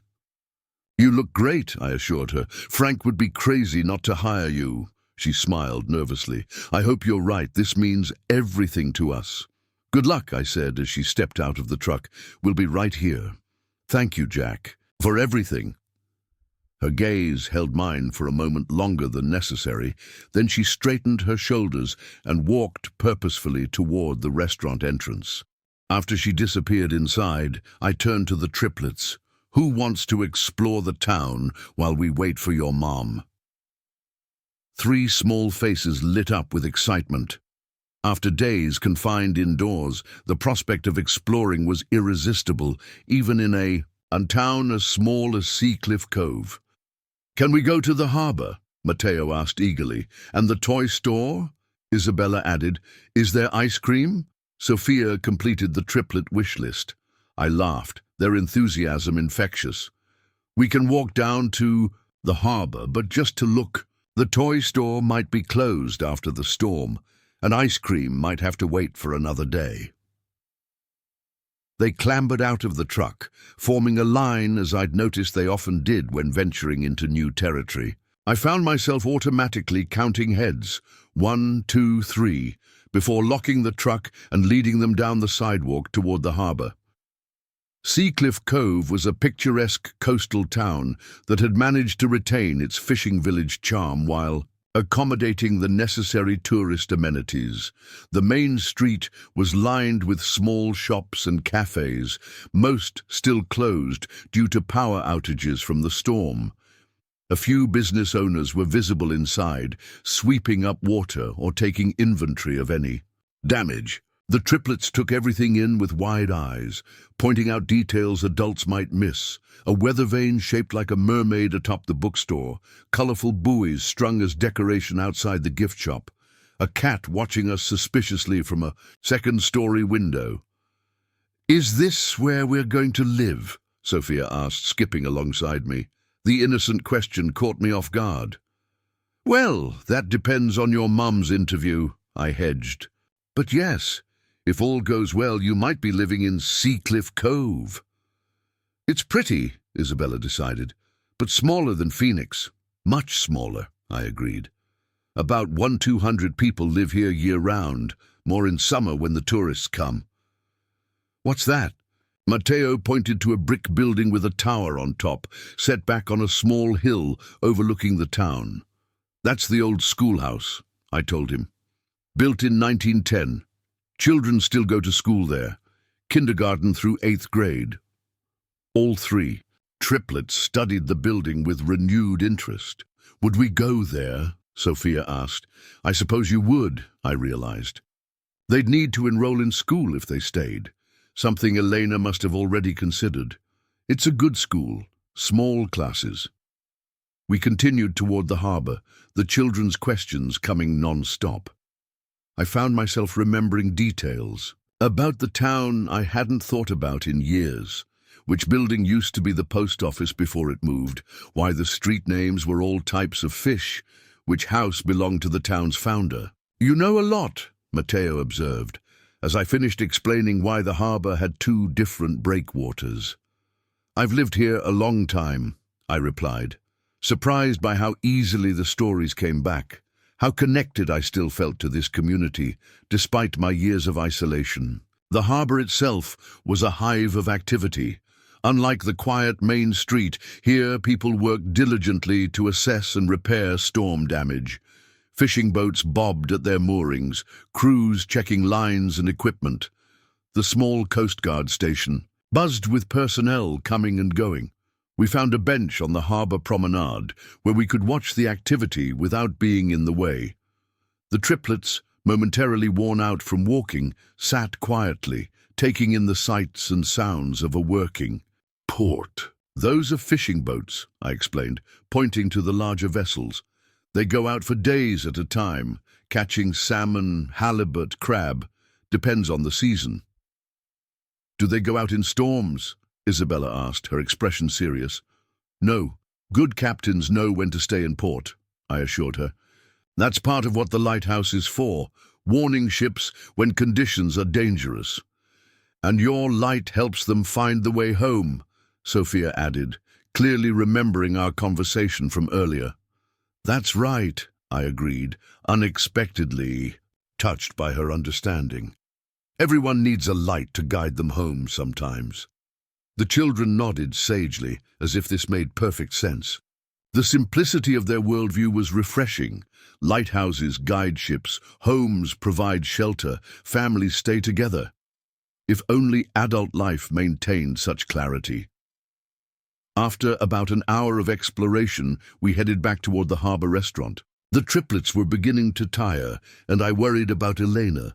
Her interview should have concluded long ago. Either very good news or very bad might explain the delay. As we approached, I spotted her through the front window of the restaurant, still engaged in conversation with a large man I recognized as Frank Kingsley. They were seated at a table, papers spread between them. Frank was gesturing expansively, while Elena nodded, her expression impossible to read from this distance. "There's Mama!" Sophia exclaimed, pressing her nose against the glass. "Let's wait over here," I suggested, guiding them to a bench across the street. "Your mom is still talking with the restaurant owner. Is she getting the job?" Matteo asked anxiously. "I hope so," I replied honestly. "But we'll have to wait and see." 10 minutes later, Elena emerged from the restaurant, her face composed but unreadable. She spotted us immediately and crossed the street, her stride purposeful. "Well?" I asked, as she approached, unable to contain my curiosity. A smile broke across her face, tentative but genuine. "I got the job, starting tomorrow." The Triplets erupted in cheers, jumping up to hug their mother, who knelt to embrace them despite her. "Professional attire. That's wonderful news," I said, genuinely pleased for her. "Did he show you the housing?" Elena's smile faltered slightly. "Yes, that's what took so long. It's not ideal." "How so?" "It's a single room above the restaurant," she explained, quietly, standing and moving slightly away from the children, who were now distracted by a passing dog. Shared bathroom down the hall with 2 other employees. Frank was honest. He didn't expect a family when he advertised. The room was meant for a single staff member. My heart sank. That won't work for 4 people. No, she agreed.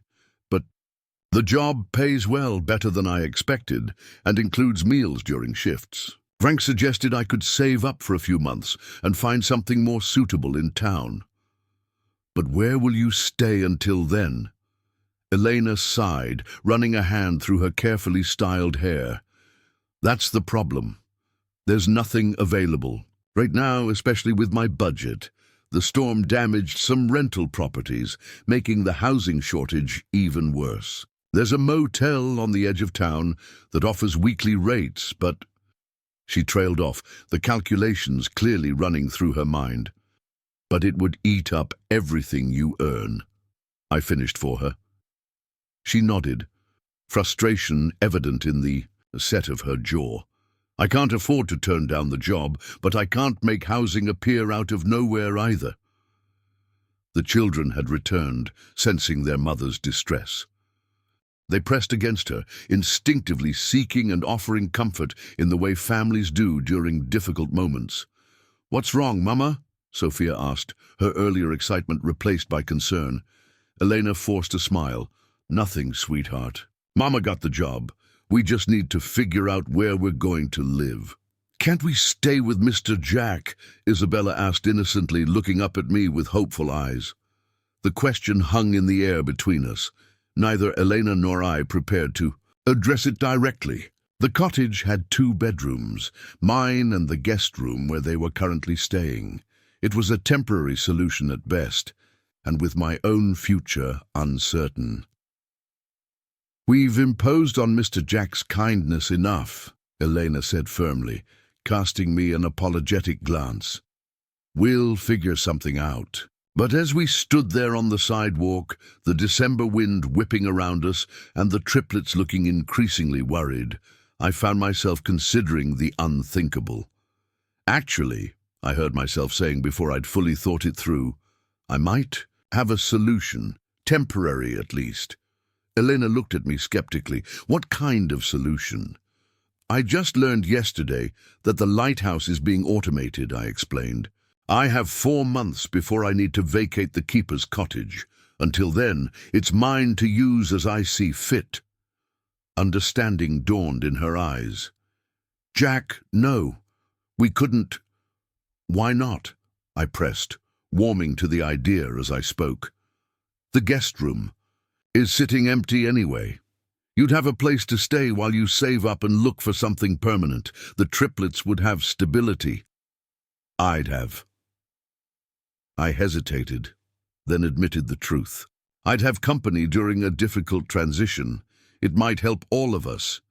Elena shook her head, though I could see the internal struggle playing across her face. "It's too much. We're practically strangers." "Not anymore," I countered. "And it's not charity, if it benefits both of us. Consider it a business arrangement. You could help with the lighthouse duties while I start figuring out my next steps." The triplets watched this exchange with rapt attention, their heads swiveling. Between us, like spectators at a tennis match. "Please, Mama," Sophia ventured, clearly in favor of my suggestion.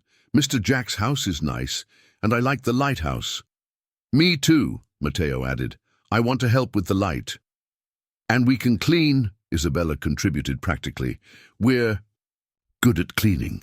Elena looked at her children, then back at me, wavering. "I don't know." "Just until you find something suitable in town," I pressed. "Frank said it would take a few months to save up anyway. The timing works out perfectly." She still hesitated, pride warring with practicality. "I'd need to contribute something. Rent, utilities, food." "We can work that out," I assured her, relieved she was considering the offer. "The important thing is that you can start your job without worrying about where the children will sleep tomorrow night." The tension in Elena's shoulders eased slightly. You're sure about this? It's a lot to take on. 3 children in your quiet home. I thought about my quiet home, the empty rooms, the silence broken only by the occasional creaking of old timbers or the distant roar of the ocean. The cottage had been built for a family, designed around the assumption of multiple occupants and the necessary noise they generated. It had been a home once. Perhaps it could be again, even temporarily. I'm sure, I said, and was surprised to discover I meant it. Relief washed over Elena's face, followed quickly by determination. We'll make it work. The children will behave, and I'll contribute fairly to expenses, 3 months maximum, just until I can find us a proper place. Agreed, I said, offering my hand to formalize our arrangement. She took it, her grip firm and grateful. The triplets, sensing the adults had reached an agreement favorable to their interests, began to cheer again. Can we go home now? Matteo asked, tugging at my jacket. I want to see the lighthouse again. Home. The word resonated strangely, applied to my cottage by this child who had known it less than a week, yet somehow it felt right. Yes, I replied. Let's go home. We stopped at the small grocery store on the way back, picking up supplies to replace what we'd consumed during the storm. Elena insisted on paying for the food with her small reserve of cash, despite my protests. Her pride was a tangible force, and I sensed it was important that this arrangement begin with clear boundaries and shared responsibilities. As we drove back along the coastal road, now mostly cleared of storm debris, Elena stared out the window, her expression pensive. Having second thoughts? I asked quietly, while the children chattered in the back seat. She shook her head. Just wondering how we got here. A week ago we were sleeping under a bridge in Portland. Now I have a job and we're living in a lighthouse. Keeper's cottage on the Oregon coast. She gave a small, disbelieving laugh. Life takes strange turns. That it does, I agreed, thinking of my own unexpected journey, from contented family man to grieving recluse to reluctant landlord, all in the space of a few years. Back at the cottage, we fell into an oddly comfortable routine of unpacking groceries and preparing dinner together. The children, excited by the prospect of a longer stay, explored the cottage with fresh eyes, discovering books and games tucked away on shelves I'd forgotten existed. After dinner, Elena announced it was bath time, herding the triplets toward the bathroom with the practiced efficiency of a mother who knew exactly how much resistance to expect and how to counter it. I took the opportunity to step outside, needing a moment alone to process the day's developments. The air was crisp and clear after the storm, stars emerging in a sky washed clean of clouds. The lighthouse beams swept steadily across the darkening ocean, reliable as always, despite the upheaval in the keeper's life. From inside came the sounds of running water, children's laughter, Elena's voice, firm but patient, giving instructions. Normal family sounds that had once filled this cottage, and might again, at least for a while. Was I making a mistake? Opening my home, my sanctuary to virtual strangers after years of carefully maintained solitude seemed reckless at best, foolish at worst. Yet something about it felt oddly right, as if the cottage itself approved of the arrangement.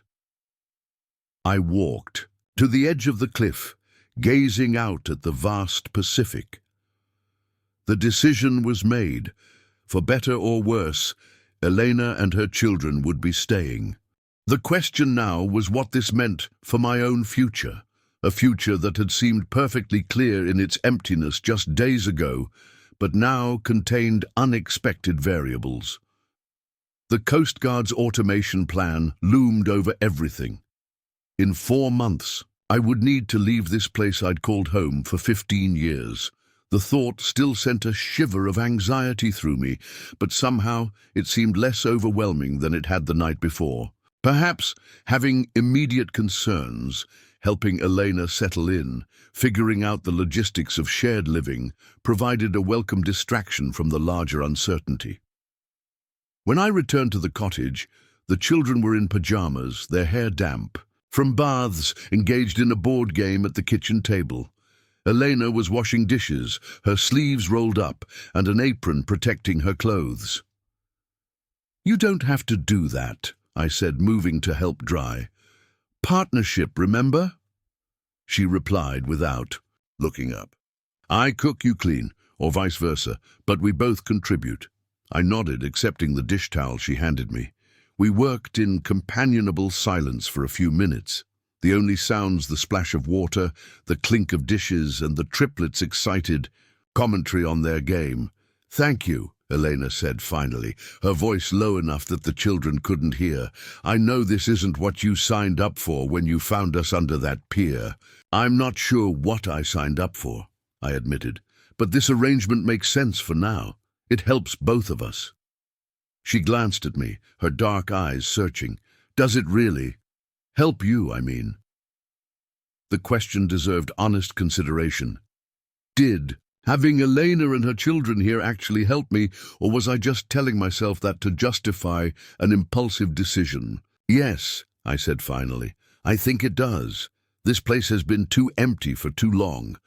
She nodded, understanding in her expression. Grief hollows out spaces that were never meant to be empty. The simple observation struck me with its accuracy. Every room in this cottage had been designed for a family. The large kitchen table that could seat 6, the spacious living room with its window seats perfect for reading, the second bedroom with built-in bunk beds installed during a previous keeper's tenure, even the lighthouse itself, with its multiple tasks and maintenance requirements, had historically been managed by families working together. "Sarah would have liked you," I said unexpectedly, the words emerging before I could consider them. Elena looked surprised, then pleased. "Would she?" "She valued practicality and resilience," I explained, "and she had a soft spot for children with curious minds." Elena smiled at that, her gaze moving to her triplets, who were now arguing good-naturedly over game rules. "Well, curious minds we have in abundance." She paused, then added softly, "Miguel would have liked you too. He respected people who kept their commitments, who stayed at their posts even when it was difficult." This exchange, this sharing of our lost spouses with each other, felt significant somehow, as if we were introducing important people who would never actually meet. It was the first time I'd spoken of Sarah to someone new without the conversation being awkward or pitying. After the dishes were done and the children settled into bed, Elena and I sat at the kitchen table with mugs of tea, discussing the practical aspects of our new arrangement. She would pay a modest rent, less than market value, but enough to preserve her dignity. Utilities were covered in my contract with the Coast Guard. Food would be purchased separately, though we agreed to share meals for simplicity's sake. "I'll be working dinner shifts primarily," Elena explained. 4 to midnight, Tuesday through Saturday. The restaurant is closed Sundays and Mondays, so I can watch the children then." "What about during your shifts?" I asked. "Childcare?" Elena's brow furrowed with worry. "That's the complication. Childcare for 3 is prohibitively expensive, and there's no after-school program in town. Frank suggested I ask around for a teenage babysitter, but that's still an unknown cost." I hesitated, then made another impulsive offer. "I could watch them while you work." Elena stared at me. "Jack, that's—" "I'm here anyway," I pointed out. "The lighthouse duties are minimal most evenings, and it would only be for a few months." I rubbed the back of my neck, suddenly self-conscious. "Unless you're not comfortable with that, which I would understand completely." "It's not that," she assured me quickly. "The children already adore you. It's just so much to ask." "You're not asking," I reminded her. "I'm offering, and it makes practical sense. Your shifts end at midnight. You'd need someone who could stay late. I'm already here." Elena considered this, clearly torn between necessity and the desire not to take advantage. "Maybe we could try it for a week," she suggested cautiously. "See how it goes." "That sounds reasonable," I agreed. We ironed out a few more details: school enrollment for the children after the holiday break, transportation logistics, house rules, before exhaustion overtook us both. As Elena rose to head to bed, she paused in the doorway. "Sometimes I think Miguel sent you to us," she said softly, "like a guardian angel in a lighthouse." The sentiment caught me off guard with its earnestness. "I'm no angel," I demurred. "Neither was he," Elena replied with a sad smile. "But he always said help comes when you need it most, often from unexpected sources." She shook her head slightly, as if to dispel the moment of vulnerability. "Good night, Jack."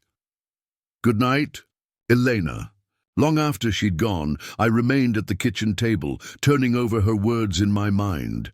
The idea that I might be someone's guardian angel was absurd. I was barely keeping myself together most days, yet finding Elena and her children had jolted me out of the fog I'd been living in, forced me to engage with the world again in ways I'd been avoiding for years. Perhaps that was the true nature of help, not one-directional charity, but a mutual exchange where both parties find what they need in the offering.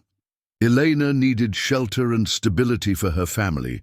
I needed purpose and connection after years of isolation.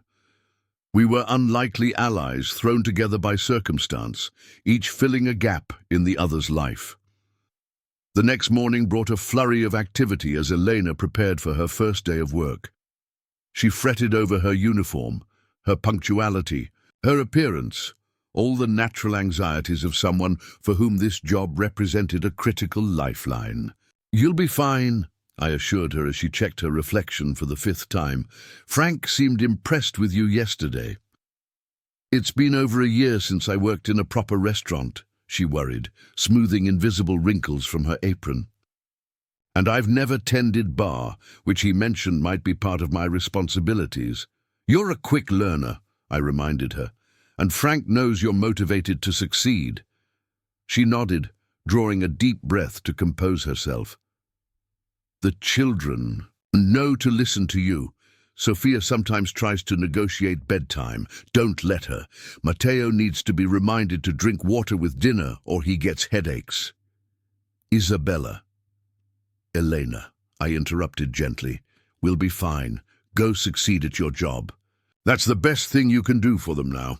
She nodded, gathered her purse, and knelt to hug each child goodbye. "Be good for Mr. Jack," she instructed. "Mind your manners and help with chores." "We will," they chorused, already distracted by the prospect of a day with their new favorite adult. After Elena left for her shift, I found myself alone with the triplets, suddenly aware of the responsibility I'd taken on. 3 small humans were now in my care, a fact that would have seemed inconceivable just days earlier. "What do we do now?" Sophia asked, looking to me expectantly. "A good question. What did one do with 3 7-year-olds on a winter day? My experience with children was limited to my own son, and even those memories had grown hazy with grief and time. "Well," I said, thinking on my feet, "I need to do some lighthouse maintenance today. Would you like to help?" Their enthusiastic response reassured me that at least I'd hit upon an interesting activity. We spent the morning in the lighthouse, the children assisting with simple tasks, polishing brass fixtures, dusting the museum displays, helping me record weather observations in the logbook. They approached each task with seriousness, clearly proud to be trusted with official lighthouse business. Lunch was simple sandwiches at the kitchen table, accompanied by a steady stream of questions from my young charges. "How many ships does the lighthouse save each year? Have you ever seen a sea monster from the tower? Why don't you have a boat? Does the light ever go out? Can lighthouse keepers get married?" This last question from Isabella caught me off guard. "Of course they can," I replied. "Many keepers throughout history have had families living with them." "Like your family," Sophia said, "before they died." I nodded, a familiar pang in my chest at the direct reference. Yes, my wife Sarah and our son Michael lived here with me.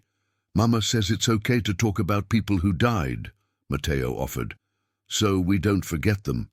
Your mama is very wise, I said, touched by the simple observation. We talk about... Papa sometimes, Isabella continued matter-of-factly.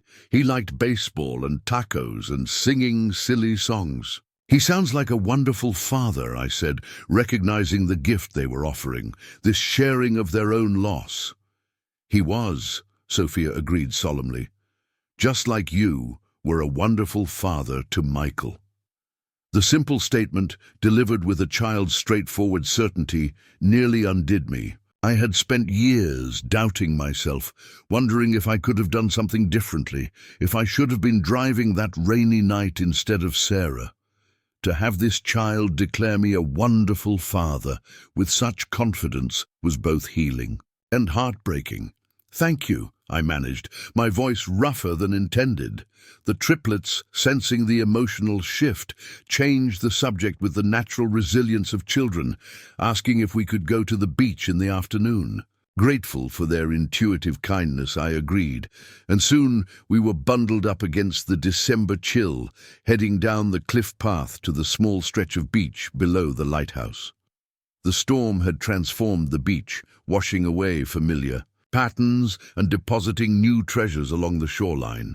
The children raced ahead, scanning the sand for shells and sea glass with the focused attention of born collectors. I followed more slowly, watching their colorful forms against the grey-blue backdrop of ocean and sky. There was something profoundly right about children on a beach, their natural curiosity perfectly matched to an environment that constantly changed and revealed new wonders with each tide. "Mr. Jack," Matteo called, waving me over. "Look what I found!" He held up a perfect sand dollar, its delicate star pattern intact. "It's beautiful," I told him. "That's a lucky find." "Is it rare?" he asked seriously. "Especially unbroken ones," I confirmed. "The ocean usually wears them down or breaks them." He considered this, then held it out to me. "You can have it." "That's very generous," I said, surprised. "But it's your special find." He shook his head decisively. "I want you to have it, for letting us stay in your house." The simple gesture of gratitude touched me deeply. I accepted the sand dollar carefully, treating it with the reverence it deserved. "Thank you, Matteo. I'll keep it safe." We spent the afternoon building an elaborate sand castle, which the triplets insisted needed a lighthouse of its own, collecting interesting stones and shells and watching seagulls wheel overhead. By the time we climbed back up the cliff path, all four of us were pleasantly tired and wind-chapped but content. After dinner, spaghetti that the children helped prepare with varying degrees of messiness came homework. Elena had brought their school books from their brief enrollment in Portland, determined that they wouldn't fall behind despite their unstable situation. I found myself at the kitchen table helping with simple multiplication problems and vocabulary exercises, practices that awakened muscle memories from years before when I'd done the same with Michael. There was comfort in these ordinary actions, these normal rhythms of family life that had once been my daily reality. Bedtime proved to be the most challenging part of the evening. Despite Elena's warnings about Sophia's negotiating tactics, I was unprepared for the creativity of her arguments for staying up just 10 more minutes. Isabella was more straightforward, simply asking for an extra story, while Matteo quietly complied with bedtime instructions, but requested the door be left open and a light left on in the hallway. "Papa always checked for monsters," he explained. "Seriously, under the bed and in the closet." I performed the monster check with appropriate thoroughness, earning a solemn nod of approval. As I tucked the blankets around him, Matteo reached for my hand. "Mr. Jack," he whispered, "is Papa watching us from heaven?" "Mama says he is, but Sophia thinks that's just something grown-ups say. The question, so innocent, yet so profound, deserved a thoughtful answer. I sat on the edge of the bed, considering my response. I believe the people we love stay with us somehow, I said carefully. I'm not sure if they can see us exactly, but I think they'd want to know we're okay. Matteo processed this with remarkable seriousness for a 7-year-old. Do you talk to Michael and your wife sometimes, even though they can't answer? I do, I admitted. Does that seem strange? He shook his head. I talk to Papa too. I tell him about bugs I find and when I do good at math. I'm sure he'd be very proud of you, I said, my throat tightening. I think Michael would be proud of you too, Matteo offered, his eyes already growing heavy with sleep, for helping us. That's what heroes do. I sat with him until his breathing deepened into sleep, his innocent wisdom echoing in my mind. Children had a way of cutting through the complications adults built around difficult truths, seeing connections that we missed in our grief and confusion. Once all three were asleep, I moved quietly through the cottage, straightening up the day's chaos and preparing for Elena's return. It was nearly midnight when I heard her car pull up outside.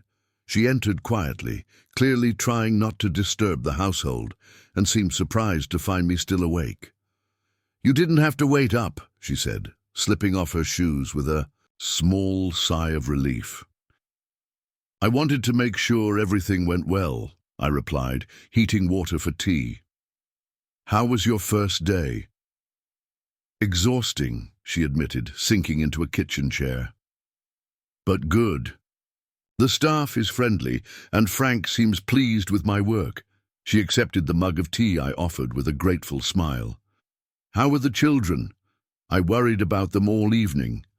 They were wonderful, I assured her. We did lighthouse chores, explored the beach, had homework and dinner, no major disasters. Thank you, Jack, truly. Her relief was palpable. It means everything to know they're safe and well cared for while I'm working. We sat in comfortable silence for a few minutes, both tired but unwilling to end the day quite yet. There was something intimate about these late-night conversations, a quiet, honest space where guards came down and truths could be shared without the bright scrutiny of daylight.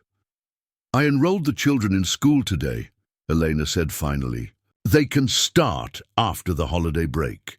The principal was very understanding of our situation. That's excellent news, I replied.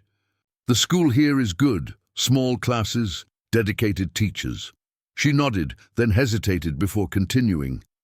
I also asked about housing. The secretary keeps a list of available rentals in town. There's nothing now, but she promised to call if something opens up. She glanced at me. Just so you know, I'm actively looking. I meant what I said about this being temporary. No rush, I assured her, surprised to realize I meant it.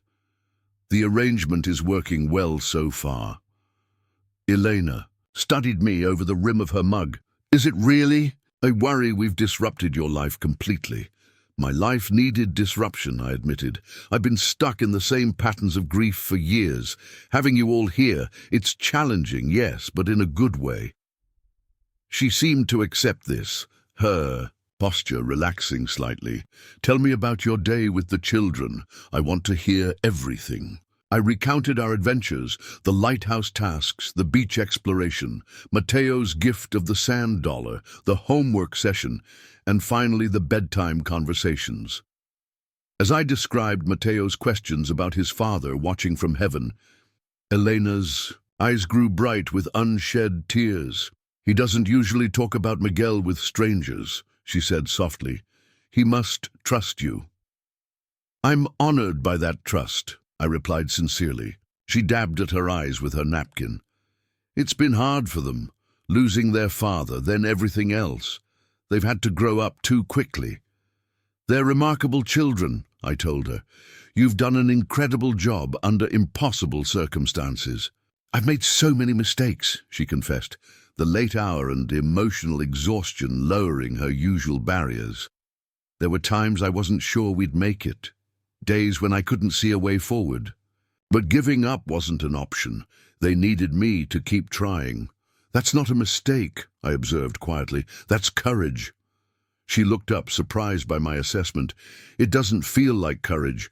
Most days it just feels like survival. Sometimes they're the same thing."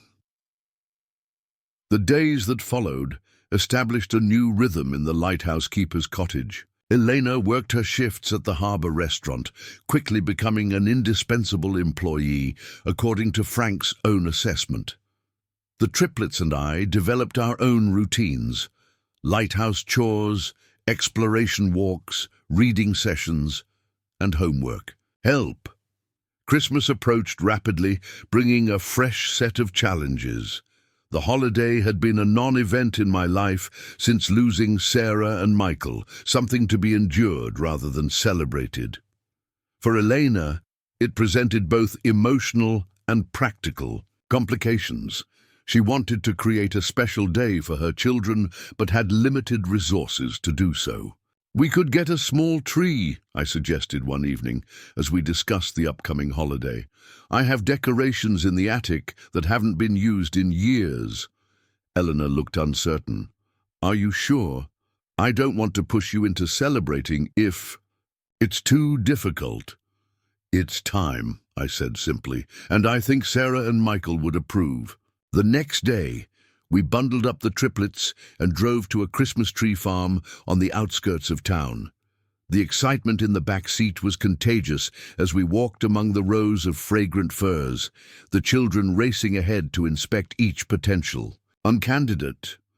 "This one," Sophia called, standing beside a perfectly shaped tree of modest height. "It's just the right size," Isabella agreed. "And it smells the best," Matteo added, his face buried in the branches. Elena looked at me questioningly, concerned about the cost. I nodded reassuringly. This small expense was well within my budget and a worthy investment in happiness. The tree looked perfect in the cottage living room, filling the space with its fresh scent and a sense of festivity that had been absent for too long. From the attic, I retrieved boxes of ornaments that had remained untouched for years. Colourful glass balls, hand-painted wooden figures, strings of lights that miraculously still worked when plugged in. As I opened the first box, a wave of memory washed over me.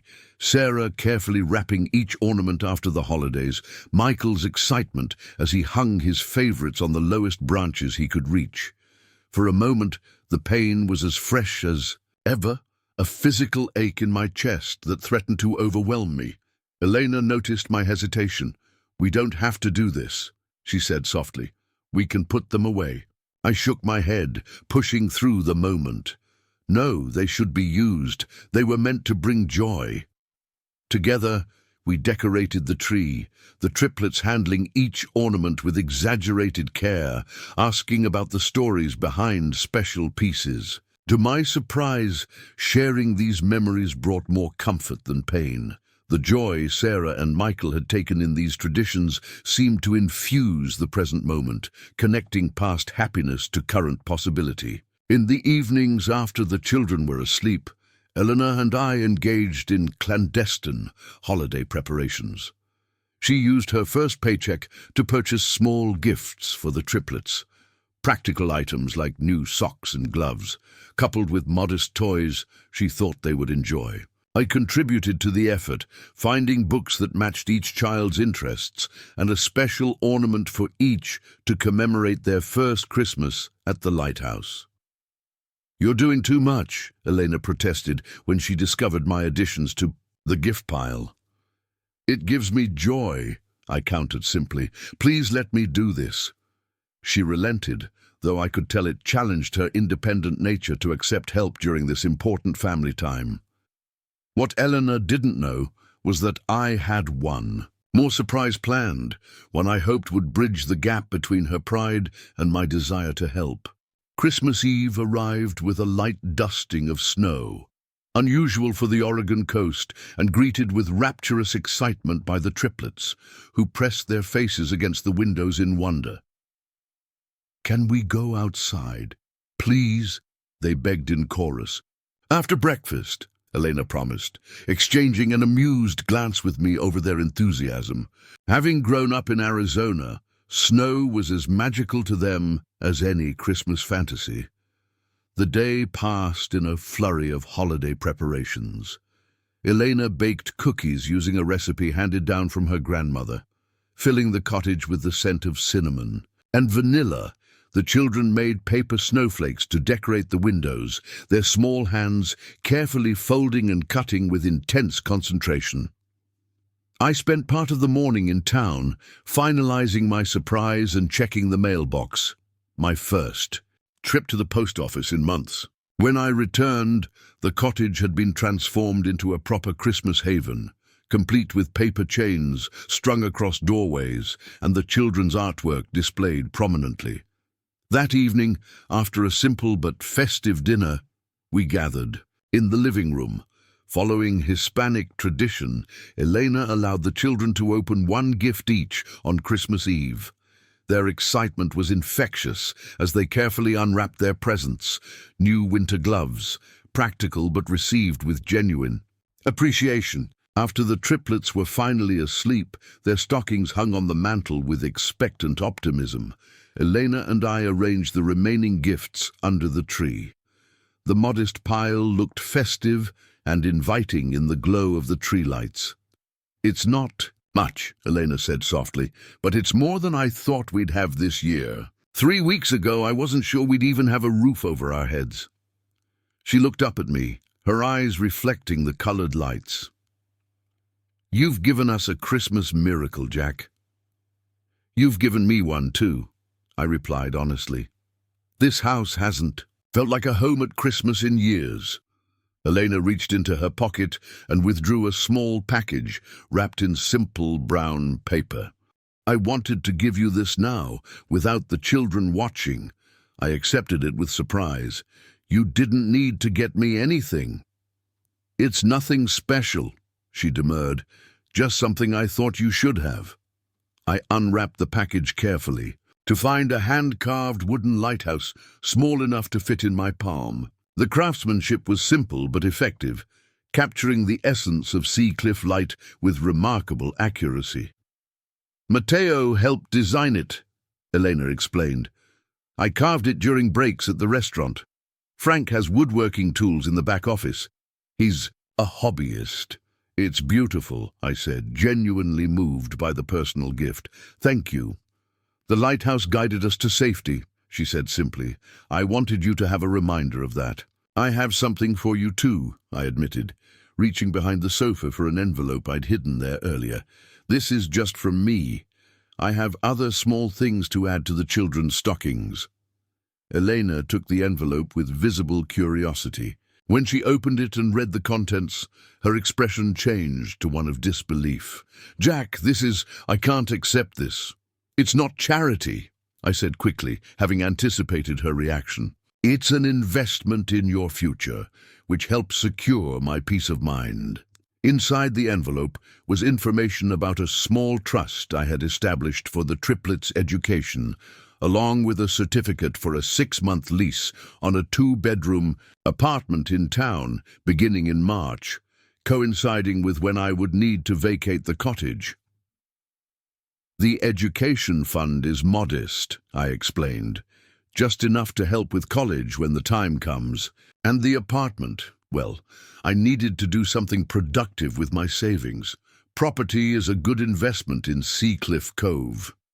Elena stared at me, torn between gratitude and pride. "You bought an apartment?" "I made a down payment and arranged a mortgage," I clarified. "It's a sound financial decision given the housing market here. I'll be the landlord, you'll be the tenant, paying fair market rent, which happens to be within your budget at the harbor." I held her gaze steadily. "This isn't charity, Elena. It's a solution that benefits both of us." "But why?" she asked. her voice barely above a whisper. I considered the question carefully. Why had I done this? The financial explanation was true, but incomplete. The deeper truth was more complicated. Because you and the children have reminded me that there's more to life than just surviving, I said finally. For 3 years, I've been going through the motions, but not really living. Having you all here, it woke something up in me. I want to use what I have to make a difference, the way Sarah and I always planned to. Elena was silent for a long moment, the papers trembling slightly in her hands. I don't know what to say. Say you'll consider it, I suggested. Think of it as a business arrangement, if that helps. I need to invest my lighthouse keeper savings somewhere, and real estate is always smart. You need stable housing for your family. It works out for everyone. A tear slipped down her cheek, which she quickly brushed away. You're a terrible liar, Jack Wilson. This is the furthest thing from a business arrangement. I smiled, acknowledging the truth in her assessment. Maybe it's a Christmas miracle for both of us then. She laughed softly, shaking her head in wonder. I never expected this, any of this, when we took shelter under that pier. I was just trying to keep my children alive through the night. Life takes strange turns, I said, echoing her words from days earlier. Elena carefully refolded the papers and placed them back in the envelope. I'll think about it, she promised. But regardless of what happens with the apartment, thanks you for believing in us when we needed it most. Christmas morning broke clear and cold, the light dusting of snow still clinging to the landscape. I woke to the sounds of excited whispers and muffled giggles from the guest room, the triplets awake, but trying to respect the household rules about appropriate times to rise on special days. I was preparing coffee when they finally emerged, still in pajamas, their faces alight with holiday excitement. Is it time yet? Sophia asked breathlessly. Can we wake Mama? Let's let her sleep a bit longer, I suggested, knowing Elena had worked a late shift the previous night. She needs her rest. But Elena appeared in the doorway moments later, her hair tousled from sleep, but her eyes warm with anticipation. Merry Christmas, she said, accepting the coffee mug I offered. I see the holiday committee is ready to proceed. The living room became a flurry of activity as stockings were emptied and the modest pile of gifts was distributed and unwrapped. The children's joy over their simple presents, books, small toys, new clothes, was uninhibited and genuine. They exclaimed over each item as if it were a priceless treasure, thanking their mother and me repeatedly. Santa knew exactly what we wanted, Isabella marveled, clutching a book of ocean creatures to her chest. And he found us at the lighthouse, Matteo added with satisfaction, as if this confirmed something important about Santa's navigational abilities. After gifts came breakfast, a special French toast recipe that had been a Christmas tradition in Sarah's family, which I hadn't prepared since her death. Making it now, with Elena's help and the children's eager assistance, felt like bridging a gap between past and present, honoring old memories while creating new ones. As we sat around the table enjoying our breakfast, Elena raised her orange juice glass in a toast. To unexpected blessings, she said, her gaze meeting mine with warm understanding, and to the lighthouses that guide us home. To lighthouses, we all echoed, the simple sentiment capturing something essential about our unlikely shared Christmas. Later that afternoon, as snow began to fall again outside, I found myself standing at the window, watching the triplets play. In the yard, they were attempting to build a snowman with the scant accumulation, laughing as their efforts produced something more resembling a snow-covered garden gnome than a proper snowman. Elena came to stand beside me, wrapping her hands round a mug of hot chocolate. They're so happy, she observed. It's been so long since I've seen them this carefree. Children are resilient, I replied. They bounce back when given half a chance. Like lighthouse keepers? She asked with gentle teasing. I smiled, acknowledging the point. Maybe so. We stood in companionable silence, watching the children play as darkness began to gather.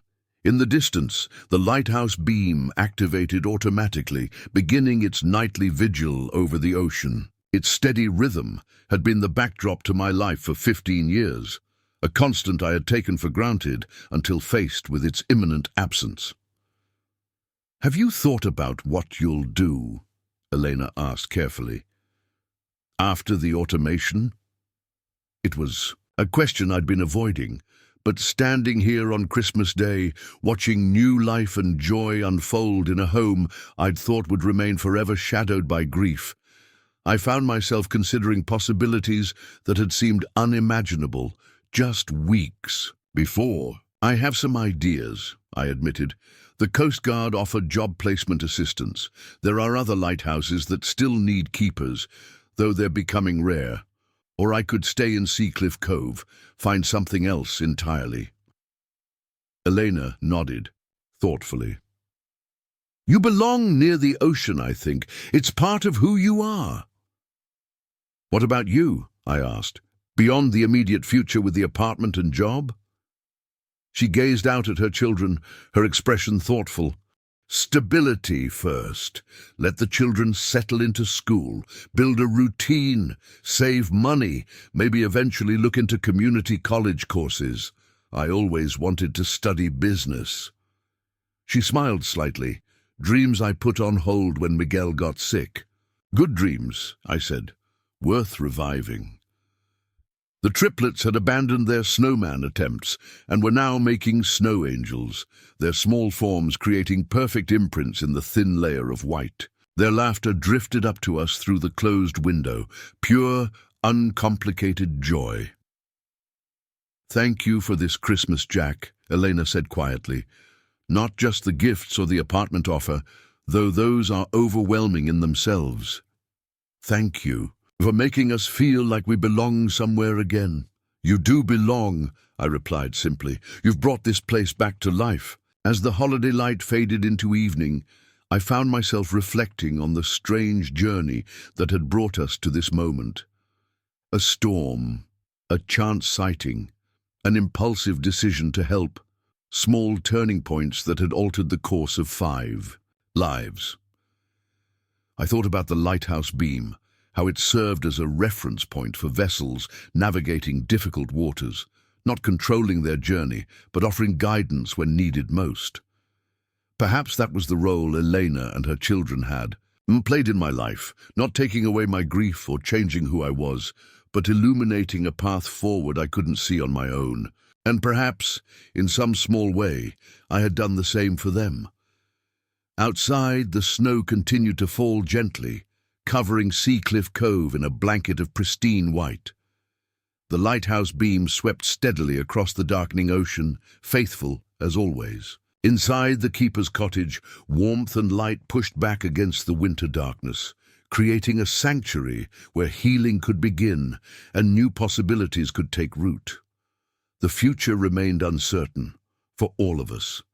But for the first time in years, uncertainty felt like potential rather than threat, like an unwritten page rather than a closed book. Whatever came next, we would face it with the strength that comes from knowing you're not navigating the storm alone. January arrived with the predictable post-holiday lull, the decorations packed away and normal routines resumed. Elena's work at the harbour restaurant had evolved beyond her initial waitress position. Frank had recognized her organizational skills and promoted her to assistant manager with a corresponding increase in pay and responsibility. The triplets started at Seacliff Elementary, initially nervous but quickly adapting to their new environment. Their teacher, Ms. Abernathy, called after the first week to tell Elena how impressed she was with their academic progress despite their unstable previous year. "They're catching up remarkably fast," she reported, "especially Matteo in mathematics and Isabella in reading. Sophia's artistic abilities are extraordinary for her age." This validation of her children's resilience brought Elena to tears when she shared the news with me that evening. "They're going to be okay," she said wonderingly. "After everything, they're really going to be okay." As February turned to March, the automation timeline for Seacliff Light loomed ever closer. Coast Guard technicians arrived to install equipment, working around my daily routines as if I were already a ghost in my own lighthouse. Each day brought another small change, another step toward obsolescence. Elena and I had settled into a rhythm that felt increasingly natural, sharing meals and household tasks, coordinating childcare schedules, working together to maintain the lighthouse during its final weeks of human stewardship. The children had become an integral part of my life, their daily presence filling spaces in my heart I'd thought permanently empty. "The apartment is ready whenever you are," I told Elena one evening as we sat at the kitchen table after the children were asleep. "The lease starts next week." Elena nodded, absently tracing the rim of her tea mug. "I know. The timing works out well with the lighthouse automation." Neither of us mentioned what would happen after I vacated the keeper's cottage. Though I'd hinted at various possibilities over the weeks, I'd made no definite plans, and Elena had been careful not to press. "The children will miss this place," she said softly. "They've come to think of it as home." "It's been their sanctuary," I agreed, "but they're adaptable. They'll make the apartment their own." "And what about you, Jack?" Elena asked, her dark eyes meeting mine directly. "Where will your sanctuary be?" The question hung between us, weighted with unspoken possibilities. Over the past 3 months, our relationship had evolved beyond landlord and tenant, beyond even friendship, into something neither of us had been prepared to name. "I've been offered a position," I said finally, "teaching maritime history and navigation at the community college in Newport, 3 days a week." Elena's expression brightened. "Jack, that's perfect for you. All your knowledge, your experience, students would be lucky to learn from you." "I'm considering it," I admitted, "but it would mean commuting from Seacliff Cove or relocating." "Oh." The single syllable contained volumes, her smile fading slightly. "Of course, Newport is a nice town." "It is," I agreed, "but it's not home." Our eyes met across the table, understanding passing between us without words. 3 months ago, we'd been strangers brought together by circumstance. Now, the prospect of separation felt unexpectedly painful. The triplets had taken to calling. The evening hours after dinner, family time. A designation neither Elena nor I had corrected. We would gather in the living room for board games, reading, or simply talking about our days. These ordinary moments had become precious, a daily reminder of what my life had been missing. One evening, as I helped Matteo with a science project about tides, he looked up at me with serious eyes. "Mr. Jack, when we move to the apartment, will you still come see us?" "Of course I will," I assured him. "I'm your landlord, remember. I'll need to check that everything's working properly." He considered this, clearly unsatisfied, but not every day. "No," I admitted, "not every day." Matteo returned to his project, carefully gluing a small paper lighthouse to his diorama. "I wish you could come with us," he said quietly. His simple statement echoed in my mind long after the children were in bed. The prospect of returning to solitude after these months of connection felt increasingly unbearable. Yet I had no right to insert myself into Elena's hard-won fresh start. She had worked tirelessly to create stability for her family. My feelings were a complication she hadn't asked for. The final week at the lighthouse arrived too quickly. Most of Elena's modest belongings were already packed, ready for the move to the apartment in town.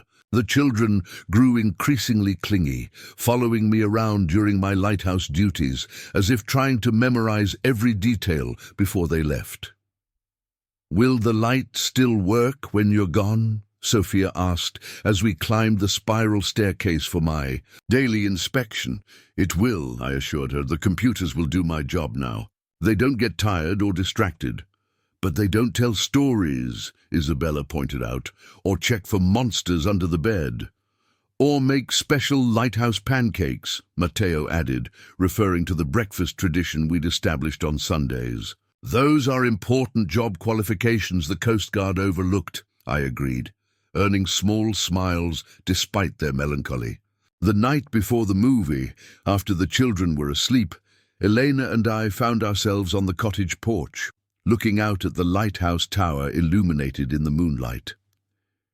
The April air held a hint of spring warmth, the stars unusually bright.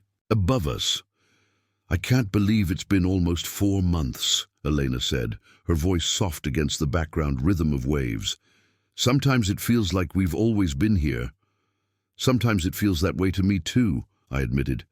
Like the cottage was just waiting for you all to arrive. Elena turned to face me, her expression earnest in the dim porch light. We couldn't have made it without you, Jack. I want you to know that. When you found us under that pier, I was at the end of my rope, out of options. You didn't just provide shelter. You gave us dignity, respect. You helped us rebuild.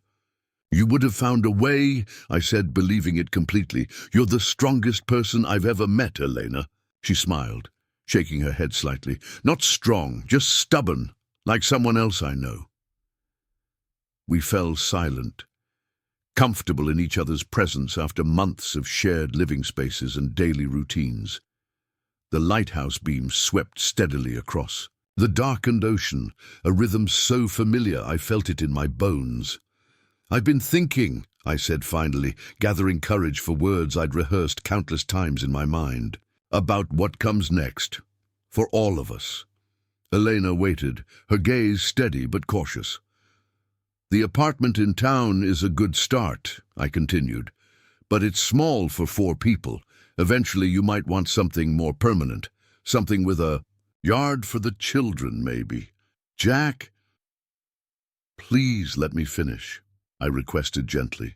I've put in an offer on a house just outside town. It's nothing fancy, 3 bedrooms, decent-sized kitchen, big yard with old apple trees. It needs some work, but that's something I know how to do. Elena's expression was unreadable in the dim light. Why are you telling me this? I took a deep breath, knowing we had reached a crossroads. Because I'd like you to consider it, not as tenants, though that's an option if it's what you prefer, but as more than that. More, she repeated carefully. I love your children. Elena, I said simply. And I've grown to care for you in ways I never expected. The past 4 months have shown me what I've been missing since Sarah died. Not just companionship, but purpose, connection, family. I'm not trying to replace Miguel. I know that's impossible, but perhaps we could build something new together. Elena was silent for so long, I began to fear I'd misread everything, damaged the delicate balance we'd established. The children would need time, she said finally, to understand what this means. Hope flickered to life inside me. Of course. And I would need time too, she continued. This isn't something to rush into, for any of us. We have all the time we need, I assured her. I'm not going anywhere. Elena reached for my hand, her fingers warm against mine. When I lost Miguel, I thought that part of my life was over. That I'd focus solely on the children, on survival. I never expected. She looked up at me, her eyes bright with unshed tears. I never expected you. Life takes strange turns, I said, echoing the words she'd spoken months ago beneath this same night sky. Strange and wonderful, she agreed softly. On moving day, as we loaded the last boxes into my truck, the triplets insisted on a final visit to the lighthouse. We climbed the spiral staircase together one last time, emerging into the lantern room, where sunlight streamed through the Fresnel lens, casting rainbow patterns across the walls. Can we come back to visit? Sophia asked, her small hand in mine. I'm afraid not, sweetheart, I explained gently. Once the automation is complete, the lighthouse will be closed to the public except for special tours. But we're special, Matteo protested. We're lighthouse helpers. Yes, you are, I agreed, kneeling to his level. which is why I have something for each of you. From my pocket, I withdrew 3 small brass keys on matching chains, purely symbolic, as they didn't actually unlock anything, but salvaged from old lighthouse equipment. These are official lighthouse keeper's keys, I told them solemnly, placing one around each child's neck. They show that you helped keep the light, even if only for a little while. The children accepted the gifts with appropriate reverence, understanding the significance behind the simple gesture. "Does this mean we're still lighthouse people, even in the apartment?" Isabella asked. "Lighthouse people forever," I confirmed. "The light stays with you wherever you go." As we left the tower for the final time, I took one last look around the space that had defined my life for 15 years. The automated systems hummed efficiently, ready to take over the vigil I had maintained for so long. There was sadness. In the farewell, certainly, but not the crushing grief I had anticipated months ago. Outside, Elena waited by the truck, the spring sunlight highlighting the touches of copper in her dark hair. Seeing her there, strong, beautiful, resilient, I understood that endings could also be beginnings, that letting go of one lighthouse might lead to finding a different kind of beacon altogether. "Ready?" she asked as I approached, the question encompassing far more than our immediate departure. "Ready," I confirmed, taking her hand. The triplets clambered into the truck, their lighthouse keys glinting in the sunlight, their chatter filled with excited speculation about the apartment and the ice cream I'd promised after we finished unloading. As we drove away from Seacliff Light, I glanced in the rearview mirror for one final glimpse of the tower standing tall against the blue April sky. For 15 years, it had been my purpose, my sanctuary, my constant in a world of change. Now, that role would be fulfilled by something far more precious, the family forming around me, unexpected as a clear day after the fiercest storm. The future remained unwritten, our path forward still taking shape. But as we drove toward town, toward the life awaiting us beyond the lighthouse, I felt something I hadn't experienced in years, the quiet certainty of coming home. Up next, you've got 2 more standout stories right on your screen. If this one hit the mark, you won't want to pass these up. Just click and check them out.